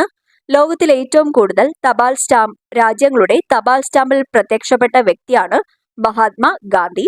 ജീവിച്ചിരിക്കെ ലണ്ടനിൽ മാഡം തുസോസ് മ്യൂസിയത്തിൽ മെഴുക് പ്രതിമ സ്ഥാപിക്കപ്പെട്ട ആദ്യത്തെ ഭാരതീയനാണ് ഗാന്ധിജി. ദ മേക്കിംഗ് ഓഫ് മഹാത്മ എന്ന സിനിമയുടെ സംവിധായകനാണ് ശ്യാം ബെനഗൽ. തിരുക്കൊച്ചി സർക്കാർ ഗാന്ധി മെമ്മോറിയൽ പണി കഴിപ്പിച്ചത് എവിടെയാണ്? കന്യാകുമാരിയിലാണ്. ഗാന്ധിഗ്രാം മധുരയിലും ഗാന്ധി ശിക്ഷൻ ഭവൻ മുംബൈയിലുമാണ്. ഗാന്ധിജി ആകെ 5 തവണ കേരളം സന്ദർശിച്ചിട്ടുണ്ട്. ഏതൊക്കെ വർഷങ്ങളിലാണ്? ആദ്യമായി സന്ദർശിക്കുന്നത് 1920 ഓഗസ്റ്റ് 18നാണ് ഗാന്ധിജി ആദ്യമായി കേരളം സന്ദർശിക്കുന്നത്. അതിന്റെ ഉദ്ദേശം എന്തായിരുന്നു? ഗാന്ധിജി കോഴിക്കോടാണ് ആദ്യ സന്ദർശനം നടത്തിയത്. ഖിലാഫത്ത് സമരത്തിന്റെ പ്രചരണത്തിനായി എത്തിയ അദ്ദേഹത്തോടൊപ്പം മൗലാന ഷൗക്കത്ത് അലിയും ഉണ്ടായിരുന്നു. അപ്പൊ ആദ്യം ഏത് വർഷമാണ് എത്തിയത്? 1920 ഓഗസ്റ്റ് 18നാണ് ആദ്യമായി വരുന്നത്. ഖിലാഫത്ത് സമരത്തിന്റെ പ്രചരണാർത്ഥമാണ് വരുന്നത്. അദ്ദേഹത്തിനോടൊപ്പം ഉണ്ടായിരുന്ന വ്യക്തിയാണ് മൗലാന ഷൗക്കത്ത് അലി. എവിടെ? കോഴിക്കോട് ജില്ലയിലാണ് വരുന്നത്. അടുത്ത രണ്ടാമത് ഗാന്ധിജിയുടെ കേരള സന്ദർശനമാണ് 1925 മാർച്ച് 8. 1925 മാർച്ച് 8നാണ് ഗാന്ധിജി രണ്ടാമതായി കേരളത്തിൽ വരുന്നത്. അതെന്തിനാണ് വരുന്നത്? രണ്ടാം സന്ദർഭം വൈക്കം സത്യാഗ്രഹത്തിന് പരിഹാരം കാണുന്നതിന് വേണ്ടിയായിരുന്നു. അപ്പൊ രണ്ടാമത് വരുന്നത് വൈക്കം സത്യാഗ്രഹത്തിന്റെ പരിഹാരം കാണുന്നതിന് വേണ്ടിയാണ് 1925 മാർച്ച് 8 കേരളത്തിൽ എത്തുന്നത്. ഗാന്ധിജി പങ്കെടുത്ത കേരളത്തിലെ ആദ്യ സത്യാഗ്രഹമായിരുന്നു വൈക്കം സത്യാഗ്രഹം. വൈക്കം സത്യാഗ്രഹത്തിന്റെ കാലഘട്ടം എത്രയാണ്?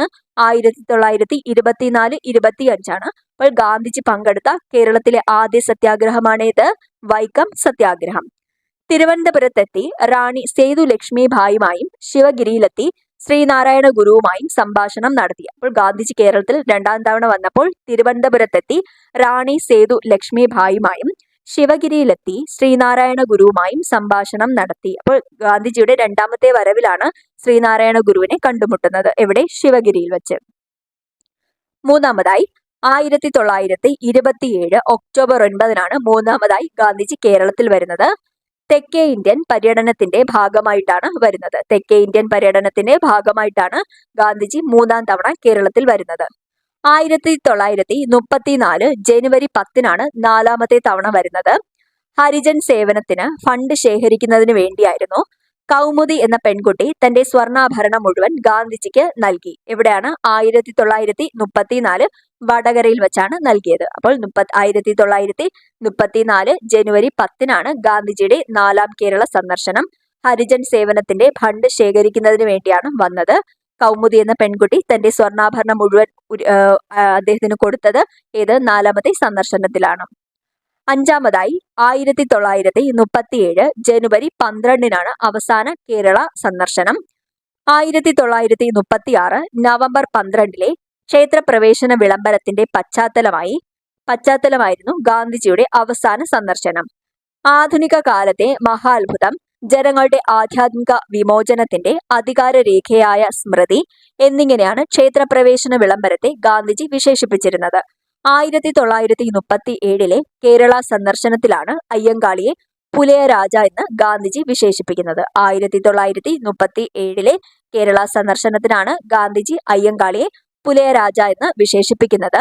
ഒരു തീർത്ഥാടനമെന്ന് ഗാന്ധിജി വിശേഷിപ്പിച്ച കേരള സന്ദർശനമായിരുന്നു ഏറ്റവും അവസാനത്തെ 1937. അപ്പൊ 5 സന്ദർശനങ്ങളാണ് ഗാന്ധിജി നടത്തിയത്. അതൊരിക്കൽ കൂടെ പറയാം. ഒന്നാമത്തെ സന്ദർശനം 1920 ഓഗസ്റ്റ് 18. 1920 ഓഗസ്റ്റ് 18 ഗാന്ധിജി കോഴിക്കോടാണ് ആദ്യ സന്ദർശനം നടത്തുന്നത്. ഖിലാഫത്ത് പ്രസ്ഥാനത്തിന്റെ പ്രചരണത്തിനാണ് ആദ്യമായി എത്തിയത്. അദ്ദേഹത്തോടൊപ്പം ഉണ്ടായിരുന്ന വ്യക്തിയാണ് മൗലാന ഷൗക്കത്ത് അലി. രണ്ടാമത് 1925 മാർച്ച് 8നാണ് വൈക്കം സത്യാഗ്രഹത്തിന്റെ പരിഹാരം കാണുന്നതിന് വേണ്ടിയാണ് ഗാന്ധിജി രണ്ടാമതായി കേരളത്തിലെത്തിയത്.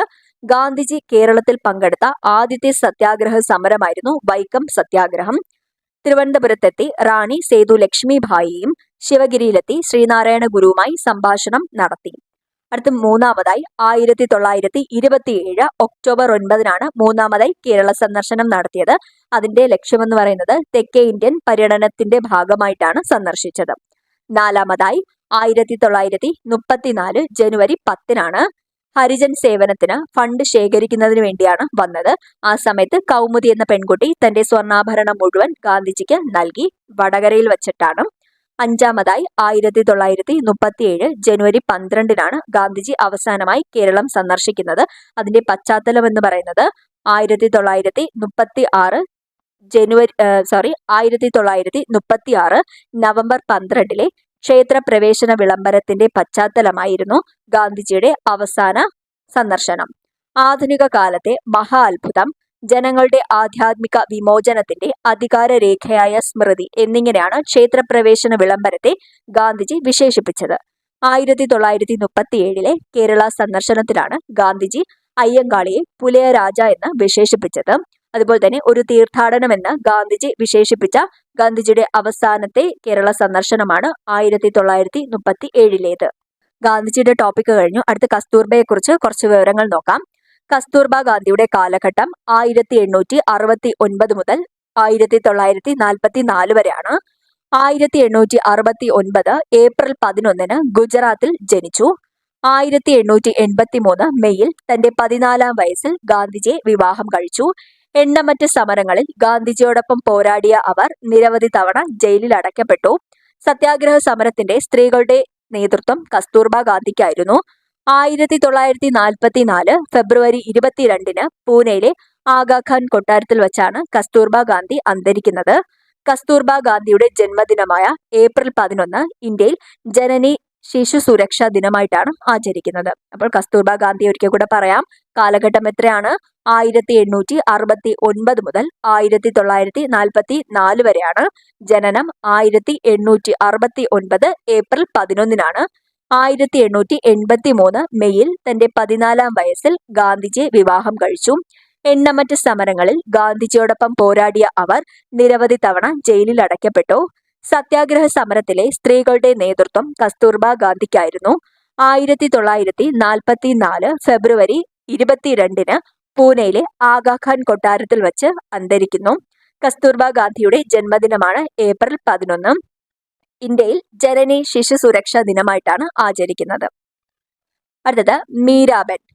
ഇംഗ്ലണ്ടിൽ ജനിച്ച് ഗാന്ധിജിയുടെ തത്വങ്ങളിൽ ആകൃഷ്ടയായി ഇന്ത്യയെ സേവിച്ച ഗാന്ധിജിയുടെ പ്രസിദ്ധിയായ ശിഷ്യയാണ് മീരാബെൻ എന്ന മഡ്ലിൻ സ്ലേഡ്. 1982 മീരാബെന്നിന് പത്മവിഭൂഷൺ ബഹുമതി നൽകിയ ഭാരത സർക്കാർ മീരയോടുള്ള ബഹുമാനാർത്ഥം ആ വർഷം ഒരു തപാൽ സ്റ്റാമ്പും പുറത്തിറക്കി. ദ സ്പിരിറ്റ്സ് പിൽഗ്രിമേജ്, മീരാബെന്നിന്റെ ആത്മകഥയാണേത്. The spirit's pilgrimage, new and old gleanings എന്നിവ മീരാബെന്നിന്റെ രചനകളാണ്. അപ്പോൾ ഏതൊക്കെയാണ്? ദ സ്പിരിറ്റ് ഓഫ് പിൽഗ്രിമേജ് ആത്മകഥയും മറ്റൊരു കൃതിയാണ് new and old gleanings. Indian lady എന്ന അപരനാമത്തിൽ അറിയപ്പെടുന്നതാണ് ആര്? മീരാബെൻ. ഇന്ത്യൻ ലേഡി എന്ന അപരനാമത്തിൽ അറിയപ്പെടുന്ന വനിതയാണ് മീരാബെൻ. തപാൽ സ്റ്റാമ്പിൽ ഇടം നേടിയ ആദ്യ ഇന്ത്യൻ വനിത. തപാൽ സ്റ്റാമ്പിൽ ഇടം നേടിയ ആദ്യ വനിത 16-ാം നൂറ്റാണ്ടിൽ ജീവിച്ചിരുന്ന കൃഷ്ണഭക്തയായ മീരാബായിയാണ്. 1952 അപ്പോൾ ഇംഗ്ലണ്ടിൽ ജനിച്ച് ഗാന്ധിജിയുടെ തത്വങ്ങളിൽ ആകൃഷ്ടയായി ഇന്ത്യയെ സേവിച്ച ഗാന്ധിജിയുടെ പ്രസിദ്ധയായ ശിഷ്യയാണ് മീരാബെൻ എന്ന മഡ്ലിൻ സ്ലേഡ്. 1982 മീരാബെന്നിന് പത്മവിഭൂഷൺ ബഹുമതി നൽകിയ ഭാരത സർക്കാർ മീരയോടുള്ള ബഹുമാനാർത്ഥം ആ വർഷം ഒരു തപാൽ സ്റ്റാമ്പും പുറത്തിറക്കി. ദ സ്പിരിറ്റ്സ് പിൽഗ്രിമേജ് ആത്മകഥയാണ്. ന്യൂ ആൻഡ് ഓൾഡ് ഗ്ലീനിങ്സ് എന്നത് കൃതിയാണ്. അപ്പൊ ഇത് രണ്ടും മീരാബെന്നിന്റെ രചനകളാണ്. ഇന്ത്യൻ ലേഡി എന്ന അപരനാമത്തിൽ അറിയപ്പെടുന്നതും മീരാബെന്നാണ്.